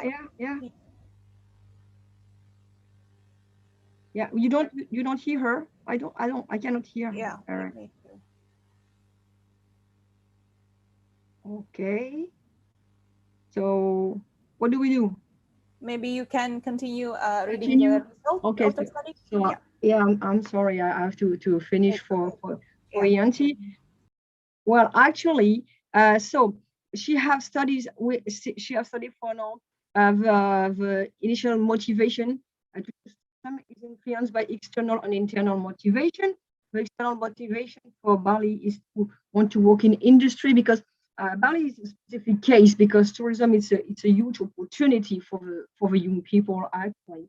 And so we have also internal motivation, which is influenced by the desire to develop self, speaking English and travel also, and we want to have better incomes. And what we observe, which is very positive, is that the educational background of Balinese women who choose tourism in majority fit, the education fit with a job. They are satisfied with the job that they have at the end. But one of the key elements, according to me, is the fact that this, about the phenomenological relation to satisfaction is based a lot on the necessity to find a balance between work, family, and religions, because religions in Bali is very, very important and takes a lot of time. And of course, we can say that it's the same everywhere, because I'm thinking like in France also there is kind of look for a balance between family and work. but it means that it's also something will reduce the capacity to involve in the work, because they have this huge investment in family, in religions, and they depend on this to have a possibility to have a better career, to think that their career is important and the success in life, because they have this balance. And one of the things very, very important also is the support of men. We see that for the women, the support of a husband is very, very important. But what we can observe is that it's increasing. And all the person that Yanti interviewed, all the women who are satisfied have the support of their husband. So it's very important also to see that it's a family balance, where, as we have said before with other people speaking, the support of men are also fundamental. So I continue. I'm sorry that she cannot present. It's very disappointing for her. So those results. I'm just back, Sophie. Oh, I'm so sorry with the technical system. Yeah, you can finish. Yes. Good. Okay, I'm Yanti, so we are at sorry. conclusion. Okay, so we can continue to the conclusion. So this Yeah. research, this research represents as 50% of the student with different according to the level, and women are little less present in the third cycle. And in the other hand, the complexity of their perception of achievement empowerment depending strongly on their capacity to conciliate their job with all of other social that is in here with it, which means that women in Bali has a three role. Beside in they are domestic, public, and also the social or tradition role. So what they expect is they can live balance in these three roles, and in link with the family, and also in their social position, they are thanks to tourism. Actually, this is not give them a full of autonomy, but more visibility in related to all of the activity of tradition in Bali. And this is still depend highly on the supporter of their family, and especially their husband, and support that tends, however, to increase. And Bali tourism has had a big role for the social change of Balinese community, especially for women. The opportunity of women work in the tourism industry, it's like a fresh air for the women, especially the Balinese woman, because this becoming a source, the main source income for the family. And in this context, gender is considerably concerned in the situation and good condition of Balinese women who work in the tourism industry. And there was so much issue for women working in the tourism industry, such as the division of labor, their work status, their position, and how they're balancing these three rules in their life. And we can highlight to understand the complexity of conception of empowerment that really depends on the society historical and also the social cultural environment. Thank you so much. Terima kasih. Thank you so much, Dr. Putu and Dr. Subin, for sharing such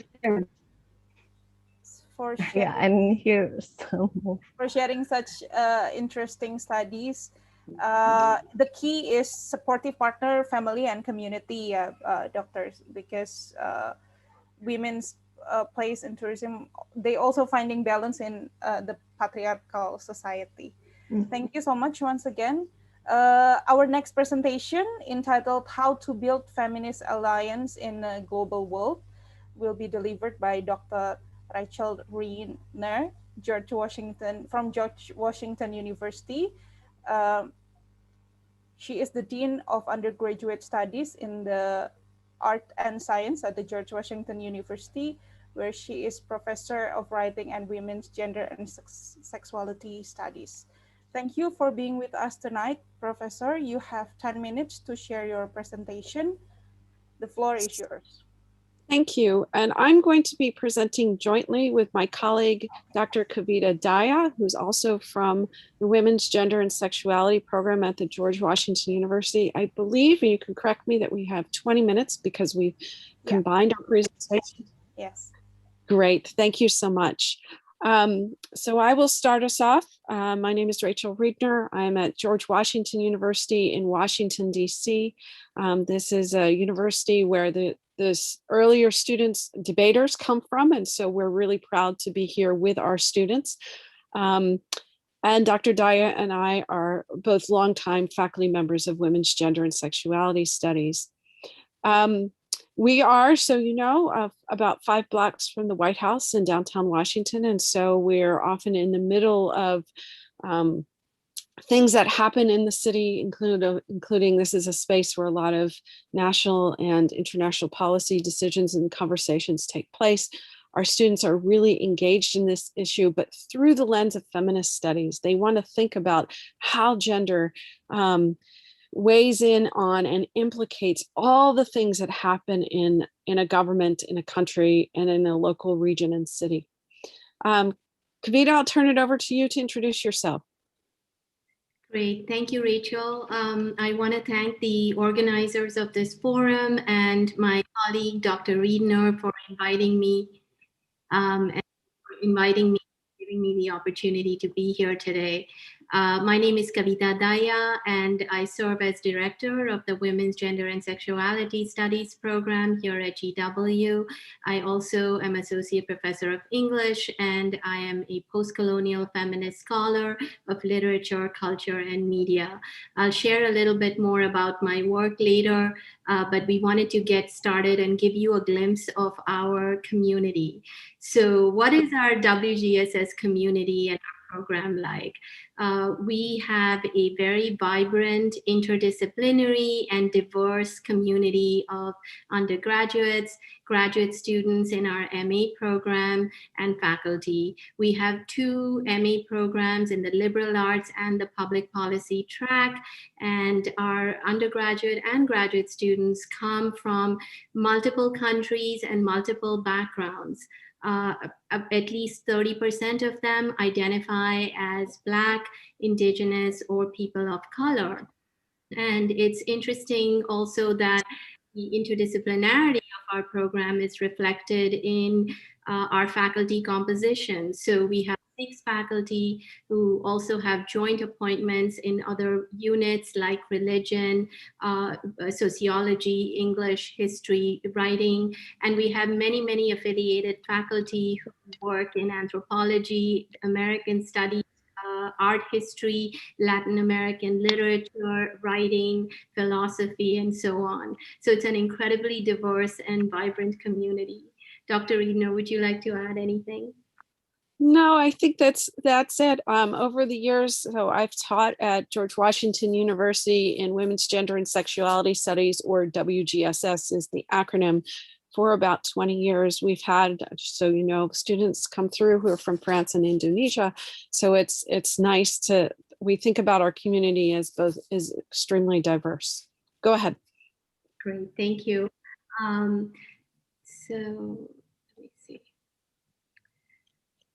So Dr. Riedner, you can get us started. Sure. So my colleague has talked about the different lenses or perspectives, or disciplinary lenses and perspectives through which we approach feminism. She's talked about how our faculty have different disciplinary locations, and our students have different interests in feminism. And I wanted to highlight some of the approaches that we take. We work, and some of our students have mentioned this. One of the sort of main ways in which we approached feminist issue is through intersectional feminism. Intersectional feminism is an approach that was created by Kimberly Crenshaw, who's a Black American feminist and legal scholar in about 20 years ago. And what intersectional feminism says is that when you think about women and women's experiences and their identities, that you don't just think about them in terms of, do you want to go back? Thank you. You don't just think about them in terms of a single axis or single identity, such as gender, but you think about them in terms of multiple or intersecting identities, or a matrix of identities. So think about gender and race and ability and disability and class, and nationality all together, that these intersect to help us understand women and identities and experiences. So that's sort of the main area that all of our students and scholars approach feminism through. We also draw upon Marxist feminism, where we think about women and work. women's labor, their reproductive labor in the home, and what that means in terms of gender, their productive labor in the workforce, what that means in terms of gender and other intersecting categories. We have a colleague who looks at prison labor, which is a huge issue in the United States. Again, this is another lens or framework through which our students and we are thinking. Dr. Dyer, want to take the next one? Yeah, so the other area of interest that links a lot of faculty scholarship as well as student research is post-colonial transnational cultural studies. Our students are, very internationally oriented in the way that they approach issues about gender and sexuality. They see themselves as global citizens, and in those ways they are invested in talking about and studying processes of colonialism, decolonization, globalization, and migration. And so this global orientation or global perspective defines a lot of the conversations that we have around gender and sexuality in our program. And then the last piece of this, but not the least, is there is a deep commitment to critical race studies and, again, to reiterate intersectionality in the ways in which our students analyze relations of power, and then also learn to develop theories and methods for challenging inequity and creating social justice. Great, thank you. I think we can move on. Okay, so just a little bit about my scholarship. A lot of my work connects Asia and Asian America, and I bring a post-colonial feminist lens to a lot of the research that I do around migration, rights, gender, race, geopolitical conflict, and diaspora. So for example, my first book, Violent Belongings, focused on how gendered ethnic violence and sexual violence are represented in literature and film from India and Pakistan when they occurred in the context of the 1947 partition of India. So looking at, the experience of sexual violence and gendered violence during that moment of decolonization, and considering what its legacies have been for women's experiences in South Asia. I also, a few years ago, edited a 14 essay volume that looks at contemporary graphic narratives. And the essays in this volume tried to map how many authors have experimented with the medium of comics to take on some of the most pressing crises, urgent crises of our time, ranging from gender-based violence, caste oppression, racism, climate change, settler colonialism, LGBT discrimination, and environmental expulsion. My most recent scholarship is this book, Graphic Migrations, which was published just a few months ago. So I'm very happy to share this news. The book analyzes migration and refugee experiences as they are represented across media in both India and the United States. And it takes a feminist perspective to this issue. So, many scholars like Hannah Arendt, Saskia Sassen, Zygmunt Bauman have pointed out that migration is perhaps the defining feature of the 20th and now the 21st century. And we know that women and children are the fastest growing population of migrants in the world today. So, in this book and in other articles I've recently written, I've been trying to trace what can feminist storytelling tell us about the relationship between the experience of citizenship on the one hand and becoming a refugee on the other. I study in those ways feminist migration stories, and I try to map what they can teach us about how storytelling can work toward the project of creating geopolitical peace.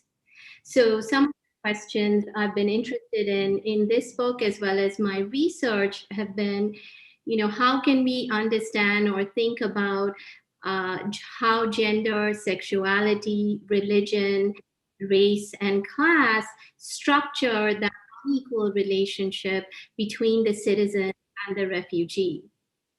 How does the modern nation-state system create that unequal relationship between the citizen and the refugee? How does it produce both? And so ultimately, I am asking, how can we end contemporary statelessness and internment regimes and promote the understanding that migration is a human right? And so these are the questions that I am currently preoccupied with in my research and my teaching, and I bring a post-colonial feminist lens to them. Dr. Thank Lee. you so much. So my research, Dr. Diane and I both have training in the humanities. And what that means is that we look at cultural texts, written text, visual text, texts that come out of the media, and think about what these kinds of texts do. How do they persuade audiences? How do they try to influence audience? These different texts try to influence us to think about gender, to think about race, or gender and race in combination. And so this kind of humanities lens, for me, leads to an interest in visual rhetorics, or visual images, and what these visual images do and how they persuade us and how that intersects with ideologies of gender and race. So I'm going to start, that's a complicated idea, I think, for students. And so when I teach, I often start with examples. So I'm going to start with an example of how I get my students to think about what gendered images and racialized images do, how they try to persuade them, and then as feminists, how we can intervene in them. And so I want to offer the case of Caster Semenya, who some of you may be familiar with. She's an internationally known athlete, a runner, who has represented South Africa at the Olympics and won gold medals. Caster Semenya's participation in Olympic and worldwide sport has been tremendously controversial because she's been accused of not being a woman. She's been accused of gender cheating as posing as a man. And she was recently prohibited from participating in international sport. This is an incredibly complicated case and one that lends itself to a real feminist critique. Because, in the way that I'm looking at it, because the photos and videos and other kinds of representation of Semenya's often invite us to question and be skeptical about her gender and gender identity. I want to say that she identifies as a woman and calls herself a woman.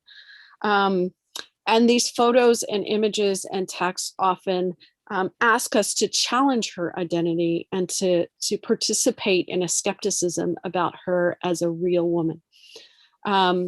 So when I talk about Semenya as an example in my classes, one of the things that I do is we look at some photos of her and how the photographs are inviting us to look at her body, and how the photographs are inviting us to challenge her assertion that she is a woman. Photographs of her, as you'll see here, often focus on her arms and her muscularity. They often focus on her chest and the presence or the absence of breasts. And her photographs and videos of them often ask us to surveil, or in a Foucauldian way, question whether she is indeed a woman. So in class, we will often ask questions such as, how do photos and videos invite global audiences to view Semenya's body? What does this invitation tell us about powerful gender norms that circulate globally and locally? Because the stories about Semenya is a global story. How do these stories or how do the photos intersect with historical portrayals of women of color's bodies? And there are often references made to 18th and 19th century portrayals of women of color in South Africa, particularly Satahari Bartman. We also ask, and we analyze these connections between gender and race as they are embodied or displayed in the portrayal of Semenya, and how these intersect with citizenship. She's a South African citizen, class, sexuality, and other categories. These are questions that feminists are interested in, and there are ways in which we can look at cultural texts to see how cultural texts try to influence us and influence other people, and then we can intervene in them and sort of draw attention to the way in which these photos are claiming to represent Semenya, but in fact are asking us to be skeptical about her body. Do you want to move on to the next slide? So the larger questions, the academic questions that we ask is, what does gendered and racialized language do? How does it create meaning, and how is it persuasive? How do representations of gender and racialized body intersect with powerful local, global, national interests? And how do feminists intervene in representations of gendered and racialized bodies? What do we do? What do we say? What do we write? How can we create activism around the ways in which women's bodies are talked about, women's bodies are represented, and how can we create activism around those kinds of questions? And these are things that I put in the tiny little corner here. There's a photo of my last book, which is Writing Neoliberal Values. You want to move on? All right, so we want to give you a glimpse of what the WGSS classroom looks like here at GW, and we're going to talk a little bit about our investment in civic engagement. Given the interdisciplinary nature of the field, and especially as Dr. Riedner mentioned, our location in Washington, DC, many of our courses create links between the intellectual dialogue in the classroom and modes of civic engagement for the students. And this civic engagement, we imagine, is happening at multiple levels, at local, regional, national, and international levels. So students learn to identify and analyze problems of inequality, and then to create and share their solutions for envisioning change and making the world a better place, as our debate team has exemplified. So for example, in some courses, we foster civic engagement through courses that empower students to do public writing. So what do I mean by public writing? In my course, Gender, Race, and Media, for example, I teach students how to create letters to the editor and how to write opinion pieces that they then send out and try to get published in newspapers. And, it is very, very interesting to see the amazing work some of the excellent work that we've done have featured on our website, on our blog, on our program website. So please check them out if you're interested. Our students publish writings on a range of issues, from systemic racism to gender inequality, to undocumented migrants and refugees, to democracy, to voting rights. And it's interesting to note, I'm very proud to share, that they get published in a range of venues, in a range of newspapers that are prestigious, that are important, and that are important venues at local levels as well as national levels. So for example, many of our students have been published in the New York Times, in the Washington Post, in the Wall Street Journal, as well as in local newspapers like the Sacramento Bee, the Hartford Courant, the Richmond Times Dispatch. And this is just a glimpse of just a few of the many, many students that publish their work and really share their incredible ideas with the world outside. And as our debate team mentioned, students in those ways have a very powerful voice and a very important role to play in the future. I always do tell my students that I think they are going to change the world. They give me a lot of hope.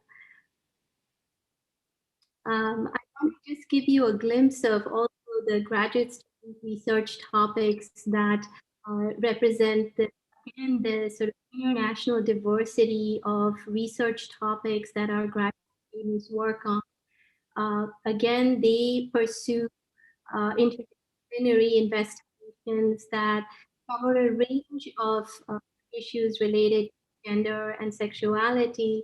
And I'm so proud of some of this work. Again, just a little glimpse of the great diversity of research projects ongoing by our current graduate student cohort. Rachel, So would you? Yes, sure. First of all, in reference to the student writing, this is something, since I know there are a lot of students on the call, this is one area of feminist activism that I think is wonderful to participate in, to contribute to public debates and ideas by writing in a variety of different areas. So students publish in newspapers, but they also write blogs. They write for the student newspaper. They participate in debate. They go, when they leave George Washington University and graduate, they go home and back to their home communities and engage in writing and activism there. So part of what we think about, since we're at the center of the US in terms of we're in a national city, is that we want to send everyone out into the world and to go back and do this kind of feminist activism and cultural and work and writing in their home communities. I also want to say we're the oldest master's program in the United States. We were formed in the 1970s. And so we've been around for a long time. And a lot of our students also go off and stay in Washington, and they work in different offices on NGOs and government offices. And so they're bringing that feminist lens to those places, which is very, very important to us. And you can see that in the list of master's student topics here, that they have both a global, local vision. They're interested in a variety of topics that impact women. Do you want to go forward?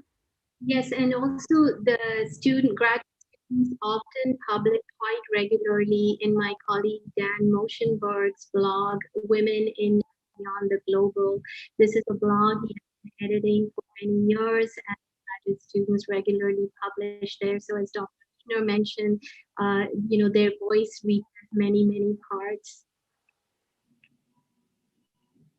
Dr. Wiedner, would you like to get us started? Sure.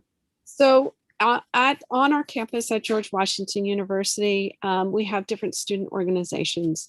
Actually, we have a lot of student organizations. Our students tend to be very active on campus and in the city. And so I wanted to mention a few to you of the student organizations. We have GW Women of Color, which is an organization of women and men and transgender students on campus who are very active. They've organized events on medical mistrust in communities of color, which is a particularly relevant issue right now and during the COVID crisis, where because of historical reasons, where communities of color in the United States were used for medical experimentation, that those memories persist, and communities of color in the US are still very skeptical of science. So our students are organizing around that issue. They've talked about weeding out anti-Blackness and solidarity. They lead discussions of race and privilege. They discuss issues around fat phobia and body images in communities of color.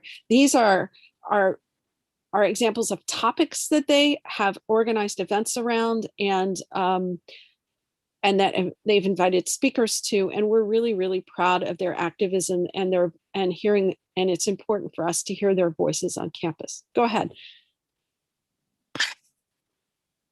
And so these are some of the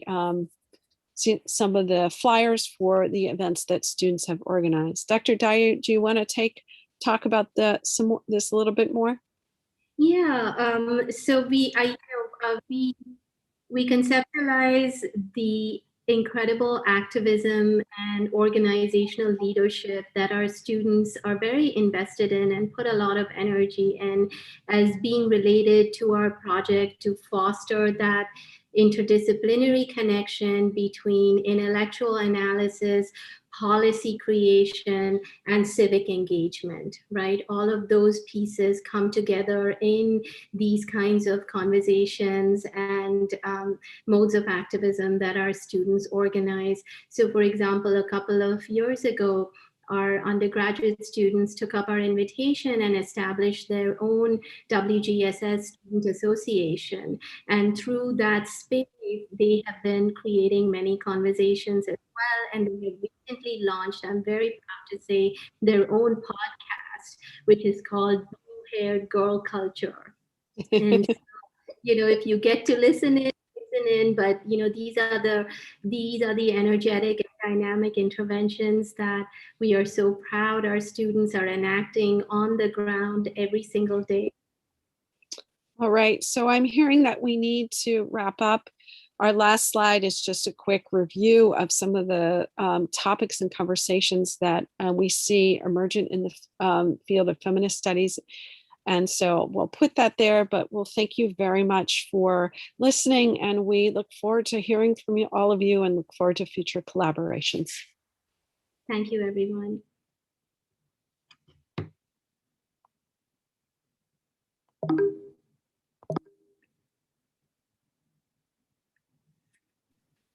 I think you're muted.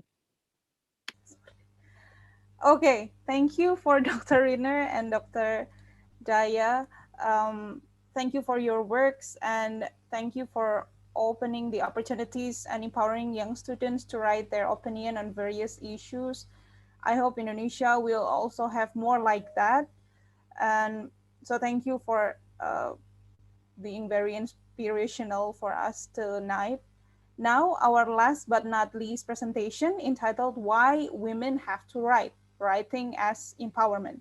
This is such an interesting topic that will be presented by Professor Akwarini Priyatna. She is the Dean of the Faculty of Cultural Sciences in Pajajaran University. She teaches culture studies and literature studies at the university.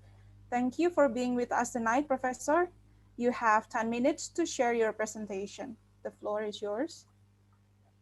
Thank you very much, Emma, and good evening to everyone. And thank you for still in the Zoom now. And I'd like to thank Philomene for the invitation and the French Embassy as well. So let me just share my topic now. I hope you're not sleepy yet.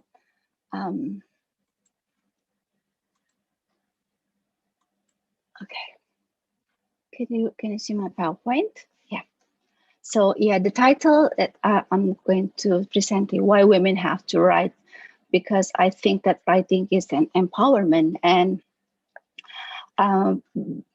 to start with the discussion, I would like to say that I have been just researching on women's writing, and I particularly like autobiography and any autobiographical narratives. Well, to be saying very bluntly, I gossip for academic purposes. I like gossiping. I like talking about people's lives, and I like really asking questions about people's life. And I'm really attentive to listening to people's lives as well. So my interest is mostly on women's studies and research, feminist theory and practice, autobiography especially, and celebrity, and they go together very nicely, gossiping and celebrity. And those are some of the works that I've been doing. As you can see, I gossip a lot. So, and if you want to know me, I'll be at english.fibe.unpad.jd. Let me just start by why do I want to talk about writing and why women need to write more. Just to have this global idea of the challenges that we have is that female Nobel laureate in literature there are only 16 out of 117 winners, 16 out of 117.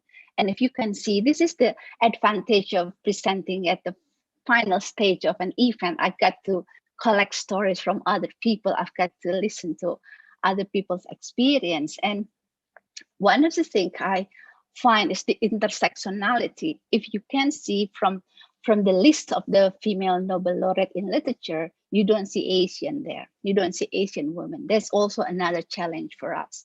So it's not just the gender issue. It's not just only few women have won the Nobel laureate in literature. There is none of them is Asian.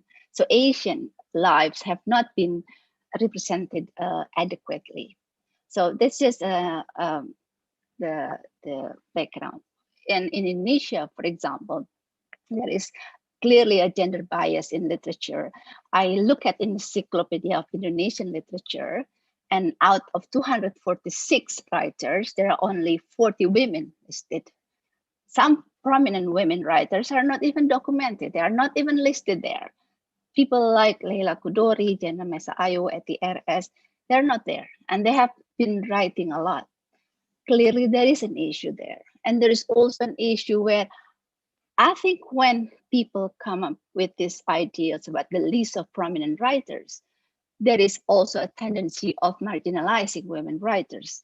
Why? Because there is this idea, this canonization in which women's writing is often considered not serious, if not trivial, like romance is not this high quality literature. And women like writing romance, and women love reading romance. So what women love and what women love to do and love to read and love to write is considered trivial.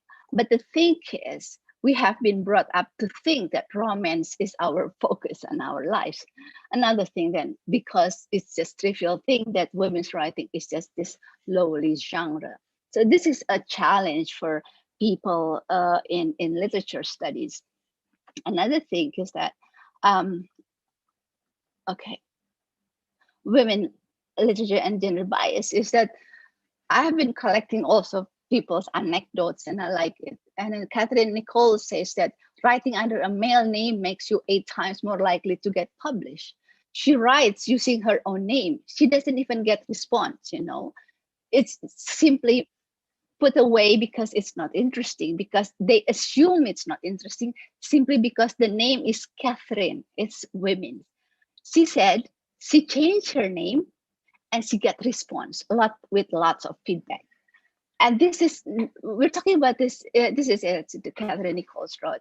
And Shirley Jackson, she also writes that women and writing do not seem to be thought as something that go together, because writing takes a lot of brain and women are not supposed to have brain. So Shirley Jackson was going to deliver her 3rd baby when she went to the hospital. And the nurse asked, occupation, writer. I said, housewife, she said. So the nurse says she is not a writer, she's just a housewife. Writer, I said, I'll just put down housewife, she said. So these anecdotes, you can collect a lot of anecdotes and see how this is really annoying, and at the same time, this is really threatening. Because if women don't write, women don't get represented enough. And so we will continue to live in this man's world. So John Boyne, even a man, got really annoyed by the fact that the 12 Irish great writers are all men. And so he made this 12 Irish writers, supposedly our greatest, and not a joiner between them. So it's all men. This is just, it's already 6 minutes now. So what I want to say is that our story matters, her story matters. We need to write. No matter how trivial it is important. It is important to say that doing the laundry is part of what I am. I cannot say that it's not me. Well, I'm the dean, but I'm also doing the laundry. This is something, her story matters, and we need to listen more, to read more, and women need to write about their stories so it gets the stage that they deserve. Otherwise, we will continue to get marginalized. It's just irony, it's not important. So Ellen Sixto said, writing is for you. Suwarsi Joyo Puspita, and I will introduce you later, said she was writing in 1940s. She said, I'm a writer who writes about trivial things on women's emancipation. And she really used the word trivial to mock, and at the same time to say this is important. What you say is trivial, it's important. And Hadini, this Indonesian prominent writer, and I've been doing research on those and on both of them, a right to be representative of women. Sorry, should be one F, of women in general. Somebody has to say about how I feel, because if I don't write about how I feel, women don't get articulated. So Virginia Woolf say a room of her own, rather difficult for people in Indonesia, you know, with smaller house. You don't, a woman got a room of her own. So I think Gloria Anzaldúa will be a nice quote to put there. She said, right in the kitchen, lock yourself in the bathroom, right on the bus or on the welfare line, on the job during meals. I encourage my students, when female students, especially, or to my friends, to write, you know, no matter how trivial it looks, no matter how trivial it seems, it is important. You will look at it and see this is something that we actually do, and this is part of us. So Elb Hebern said, I do not believe that news stories will find their way into text if they do not begin oral exchanges among women in groups, hearing and talking to one another. So when we're gossiping, we're actually making history. We're actually saying what concerns us matters. What worries us matters. You know, it's not always about this big politics. This is just a politics of who has to wash the dishes tonight because I'm too tired to do the dishes.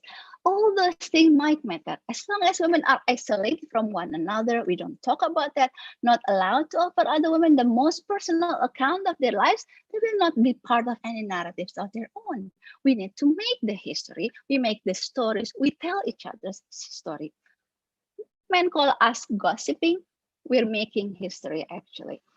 So these are the women that I think, these, of course, these are not the representative of the whole great prominent women writers, but let's just see, and Hadini, I've been obsessed with her since I was junior high school. I didn't understand much of her writings then, but then I came to understand, and she is important. And she talks about sexuality in a very blunt way, and very interesting to me, very fascinating now that I understand feminism, now that I understand.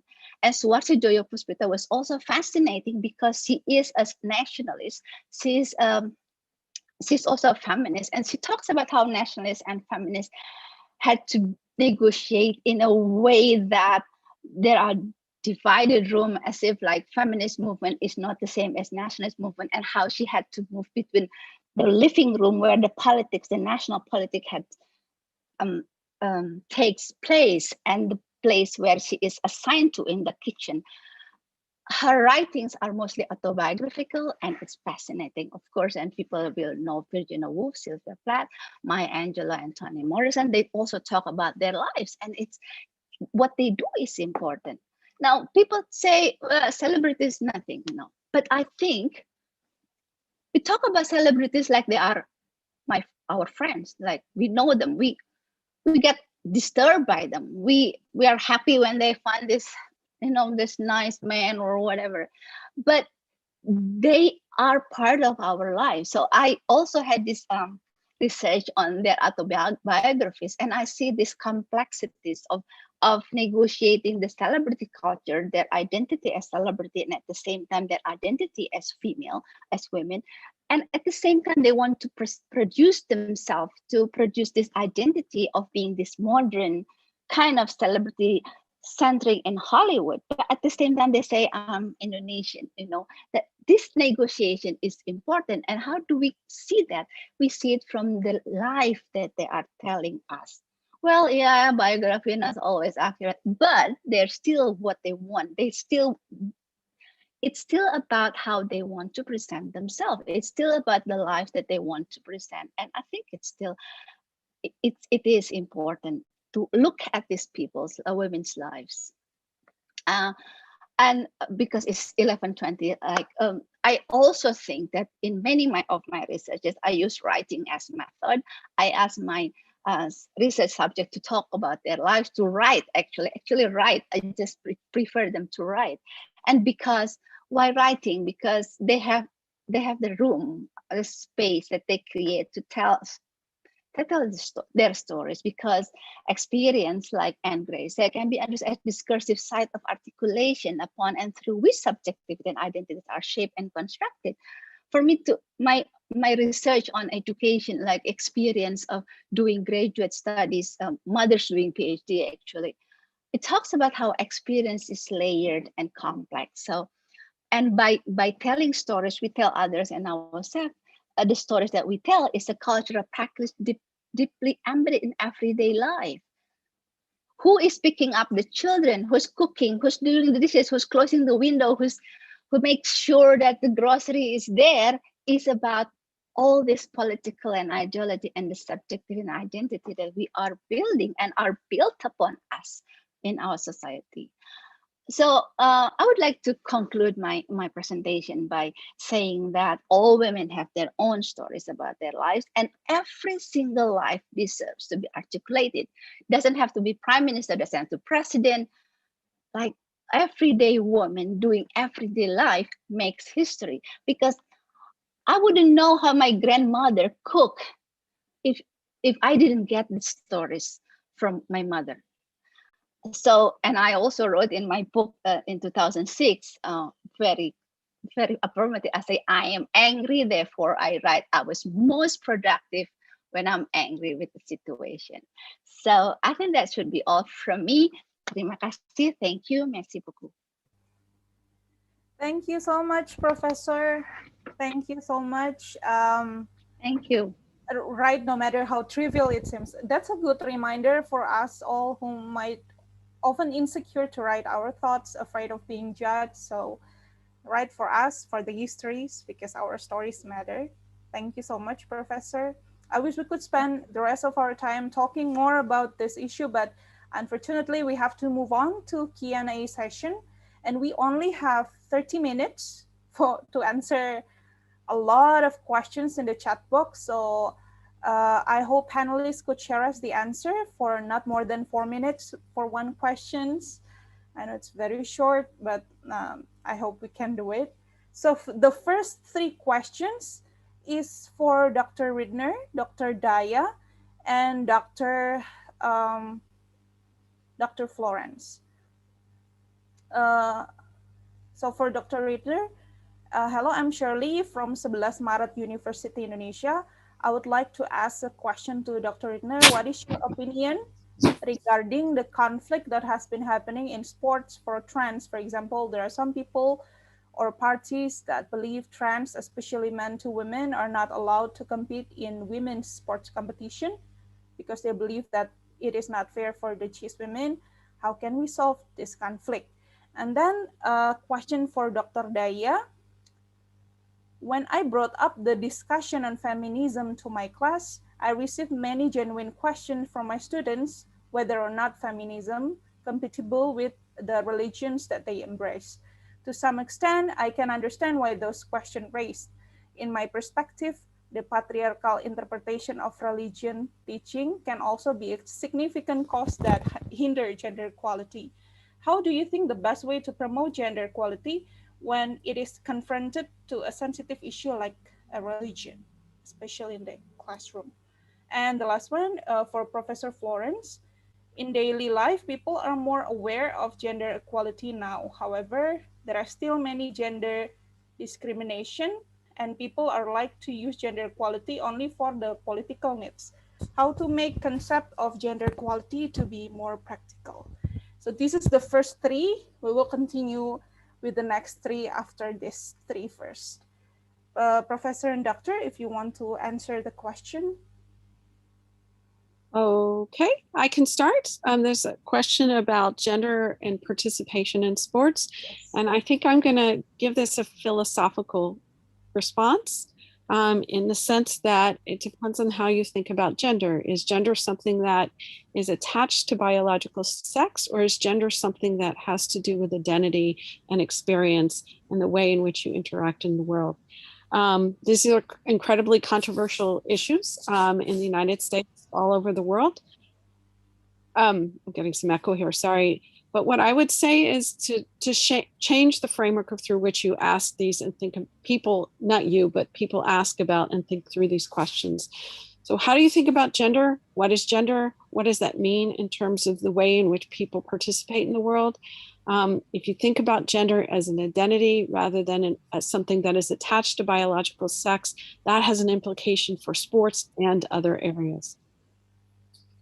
So I'll end there, but thanks for the question. Oh, thank you, Dr. Ridner. Next, maybe. I would be happy to take the question about gender equality and religion. You know, it's very often true that those get seen as opposed and inextricably removed from each other. And I try to encourage students to approach religion not as something static, but as a matrix of practices, a matrix of community that is always created and invented continually by the members of that community that practice it, right? And so there is no, for example, you know, one Hinduism or one Islam. And, you know, I have so many colleagues who work on gender and Islam, and they talk about not only the ways in which we need to think about gender identity and questions of equality in the context of religion in a deeply contextualized, deeply historical way, but also in a way that is attentive to the fact that there is no homogeneous, essentialized religion. There is always a religion as a set of practices that is made up by members of that community and those practices, and those are always under reinvention, interpretation, translation, negotiation. And so you see feminists, you know, within working within the rubrics of religion, because, you know, to even approach religion as somehow being opposed to or separate from modernity or separate from secularism or secular community would be a false opposition. So I rely on the work of Saba Mahmood, Talal Asad, to have students to, you know, think about the relationship between religion and secularism as mutually constitutive, and to think about that relationship in a more complex way. Thank you, Dr. Daya.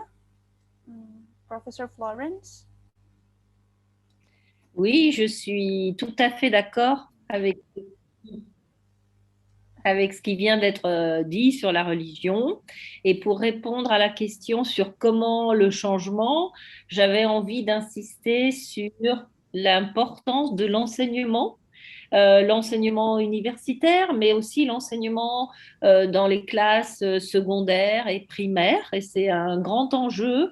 Il y a beaucoup de travaux universitaires très formidables partout. Et maintenant, le blocage, il est beaucoup dans la restitution pour les gens plus jeunes. Et c'est vrai, et il y a une question qui fait allusion aussi à un film, sur le film de Shyama sur la jeune fille en feu, qui est un film qui montre l'amour entre deux femmes dans une période historique. Et c'est vrai que dans cette transmission du savoir, la culture, les œuvres artistiques peuvent être des très bons supports pour discuter, dialoguer et peut-être faire mieux accepter la diversité. Voilà, merci.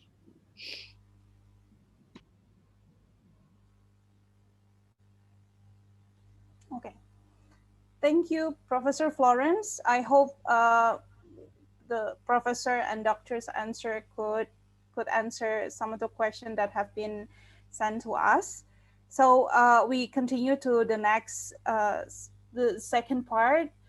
This our question for, thank you for Dr. Lucia. Saya lihat sudah menjawab beberapa pertanyaan, jadi terima kasih. This is still for Dr. Lucia. This is still for Dr. Lucia. You mentioned that one of the success that we had, the question is, you mentioned that one of the success that we had in Indonesia was the drafting of the bill of RUU PKS. I started joining Women's March annually since 2007. We have kept asking the government to pass the bill, but even up until now, the government hasn't really done that. What do you think would be the most effective way to push the government to do so? I'm getting tired of asking the same thing over and over again for the past 4 years. Itu untuk Dr. Lucia. Kemudian Dr. Sylvine and Dr. Putu. In the highly cultural country like Indonesia, do you think it is possible for equality to be achieved? Because in your study, I see that there are many challenges that the women in tourism face is balancing those two, being a mother or being a woman and being a worker. So that's the question for Dr. Sylvine and Dr. Putu. And the third one is for Dr. Acquirini. Especially maybe because youngsters nowadays live in this social media world, Professor, where they are heavily judged with cancel culture. When their opinion not seen as correct or maybe not interesting enough, then they will be easily be canceled out. What is the most important challenge do you see the women and men face today, and what advice would you give to the young generation nowadays to face this challenge? So that's all for the second part of this Q&A session. Professor Dr. Lucia, maybe you want to start or? Terima kasih Mbak Gema. Saya akan mencoba menjawab pertanyaan Ibu Anissa Eru yang sebenarnya sudah saya jawab di ruang chat ya. Nah memang sebenarnya tidak hanya saja RUU PKS saja yang belum disahkan, tetapi ada rancangan undang-undang lain yang memang memperjuangkan kesetaraan gender yang tidak kunjung disahkan. Nah mungkin memang yang harus diperkuat adalah para anggota legislatif, di mana mereka memiliki peran yang besar untuk bisa ikut mensahkan rencana undang-undang ini. Yang kedua adalah juga pemerintah sebagai memang yang berkepentingan dalam hal pengesahan RUU. Nah, selama ini memang sebagian besar aktivis juga mengatakan posisi pemerintah dalam mendukung kesetaraan gender di Indonesia ini masih belum cukup tegas gitu ya. Di dalam tubuh pemerintah sendiri juga masih sering adanya perdebatan antara kepentingan-kepentingan yang berkaitan dengan gender dan tidak begitu positif menyambutnya gitu ya. Bahkan di beberapa kementerian itu masih terlihat ketidaksetaraan gender yang juga cukup besar gitu. Nah, oleh karena itu tugas para aktivis terutama kaum muda juga adalah sebaiknya meneruskan memang perjuangan para aktivis senior untuk terus mengawal undang-undang ini dan memperkuat juga partisipasi perempuan di badan legislatif. Terima kasih Mbak Gema. Terima kasih Ibu. Berikutnya, maybe Professor Acquirini or Sylvine, Dr. Sylvine. Yes, thank you. Well, I think that it is possible, of course, and it's an objective, even if it's long. And if I can give you an example about a previous work, about my last publication in tourism geographies in partnership with Professor Bendesa and Professor Dharmaputra, what I observe is that the equality between men and women, even in the traditional activity, seems a key to conserve actually the traditions. Why? Because what we observe is that the main problem in this village, which are traditional touristic village, is the main problem is to have qualified people. And we observe that in the example works like Panglipuran, like Gati, what we observe is that if we want that the touristic project works in the traditional village, we have to have young people who are qualified. It means that it's people who come from the village and who make studies about tourism and who come back in the village. But the thing is that these young people, since in Indonesia now men and women go to school, and we observe that at the university, it's approximately half in tourism studies. A lot of these qualified staff are women, but they will not come back in the village. Since in the village, they will not have the responsibilities, the dependence of the husband. They are not presented in the traditional village. Whereas if they are working big international company in Denpasar, they can be manager. So of course they will not stay in the village, and the village will lose this very capable staff, because they cannot have the responsibility that they should have according to the level. And it's even the same for the boys, because we know that most of the time the young people met their future husband or wife at university. And so these qualified young men, they will stay with qualified young women. So they will live in the capital.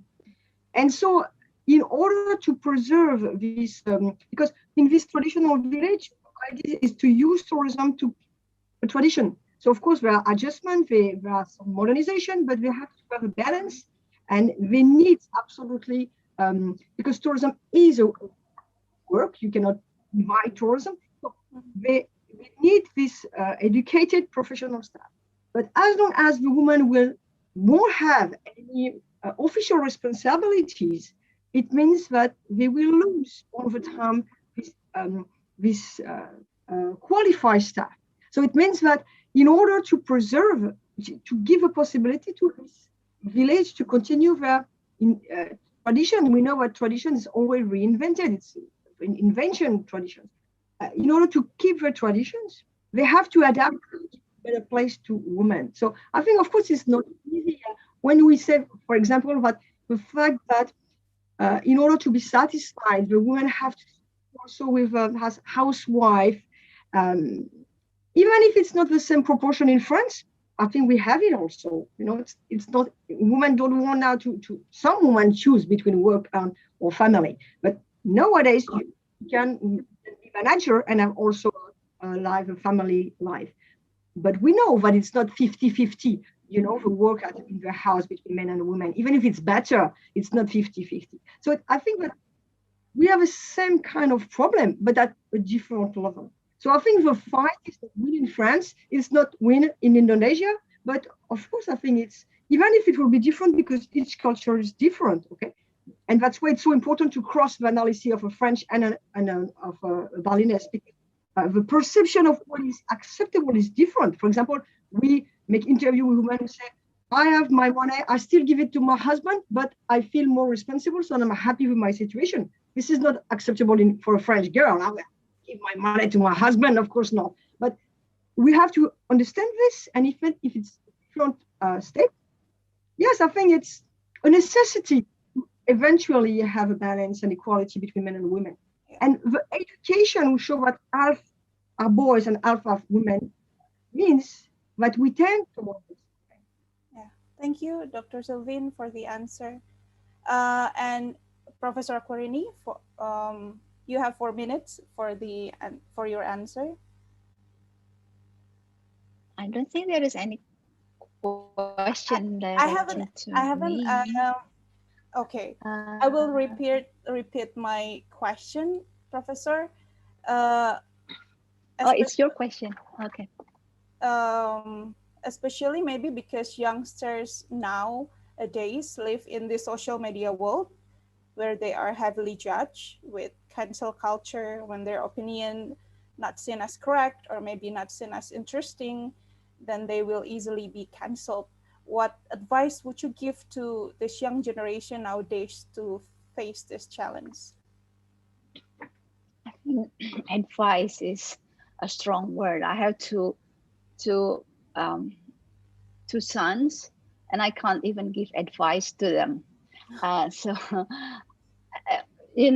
Basically, I think what we can encourage them to do is to to learn to navigate and negotiate between what they think as their ideas and the way that the society is shaped. And I think it's important for them to have that skill rather than saying this is what you're supposed to do. I think the generational gap is there, and it's sometimes for me it's hard enough to talk about that with my own sons, and they actually have their social media and they don't want me to be their friend. And so I think it's important for them to understand the context in which they live, but at the same time we also need to not to advise them, but to make them understand that their life is the society is shaped in a more complex way than the way they, for example, just small thing like my son is learning Sundanese, which is in Indonesia, the ethnic language. Later not later, just 14 years old, and she's just learning Sundanese. And we're trying hard to tell him that several words are not to be used because it's not right. He doesn't understand why he has to say, for example, abdi neda, which means I'm eating, and not abdi tuang, which is also I'm eating, but for the elderly, for people of higher social class, And I have to tell him that, which is something that for him, it's very hard to understand. So I think skill is not just about one thing, but the skill is to understand the complexity and the situation that they are in, and to equip them with that skill rather than the specific skill of how to do it in social media, I think. Thank you. Thank you, Professor. And finally, we arrive at last question for Dr. Wening. This is another advice question, I'm sorry. Do you have any advice how to educate people, especially men in this case, that we as women demand gender equality doesn't mean that we have to take all the responsibility exactly like them. So Bu Wening, apakah ada saran untuk pria-pria yang selalu seperti ini begitu? Ya, terima kasih Mbak Holly. Ya. Saya kira memang ada level-level yang berbeda ya ketika kita mencoba untuk memberikan persoalan awareness ya mengenai gender equality. Misalnya ya ketika kita memberikan kepada mahasiswa itu sudah tidak bisa lagi ya saya kira baik dan buruk, akhlak dan lain sebagainya itu nggak akan masuk. Mereka membutuhkan satu pendekatan yang berbeda. Saya seringkali menggunakan pendekatan-pendekatan dengan teori, dengan contoh-contoh teori yang dikonkretkan, dan ternyata itu malah lebih masuk. Ya, lebih masuk bagaimana kemudian kita misalnya mencoba memberitahukan bahwa persoalan annihilation, ya, annihilation of women, ya. Jadi bagaimana perempuan itu seringkali dinihilkan, tidak dianggap penting.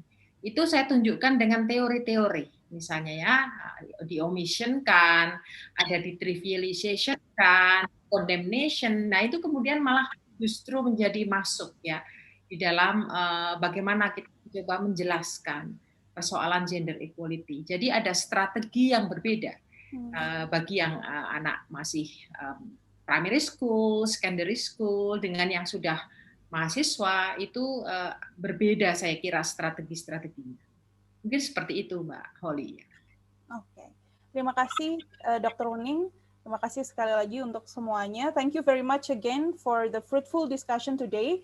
I'm sorry we couldn't deliver all the participants' questions because of the very limited time, but we are here together. We are still here together to keep pushing the gender equality, and thank you very much for that.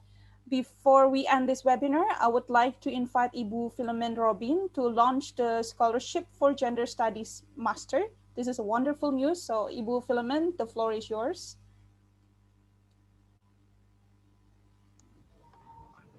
Thank you, Holly. Allow me to be a little bit trivial. But it's not so trivial to talk about money and how to move. I will be really very quick. So this is a scholarship for master degree student studying gender studies in France.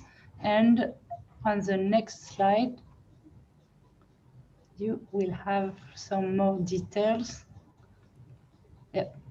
So Indonesian student with a minimum S2, good grades, and being, I want you to detail on this. If we cannot find an excellent candidate this year, because I know it's quite short to September 21, we could postpone it to next year. And there's also another reason. I have no doubt we could find an excellent candidate, but if you want to do a master study in French, then you may have to study French before leaving, and 6 months may not be enough. Again, we will post every detail on our website within 1 week, and I will share the details with the professor here tonight.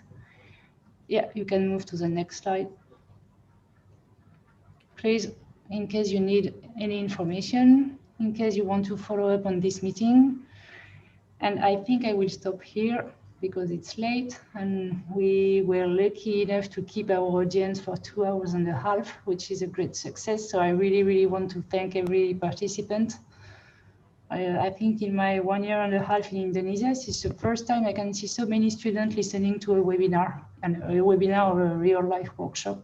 So really, thank you for your performance. And I really hope we will be able to work together soon. And I hope, let's dream, that we could meet in real life someday. Although meeting in real life seems to be quite a distant reality now. Holly, I give it back to you. Okay, thank you, Bu Philomen. Yes, it has been almost 3 hours, but I see still a lot of us still here. So thank you so much for the panelists, for the wonderful panelists and the participants for being with us today, discussing something that is very important. We hope this discussion will bring hopes and inspiration for us all to join hand and fight for gender equality. Terima kasih sekali lagi untuk para peserta webinar dan panelis. Semoga webinar ini membawa harapan dan inspirasi untuk kita semua agar bisa bergandeng tangan, berjuang bersama untuk kesetaraan gender. Thank you very much, everyone. I hope we can see each other again one day. Terima kasih banyak. Terima kasih banyak, Professor. Thank you very much, professors and doctors. Thank you. Thank you very much. Terima kasih banyak. Terima kasih semuanya.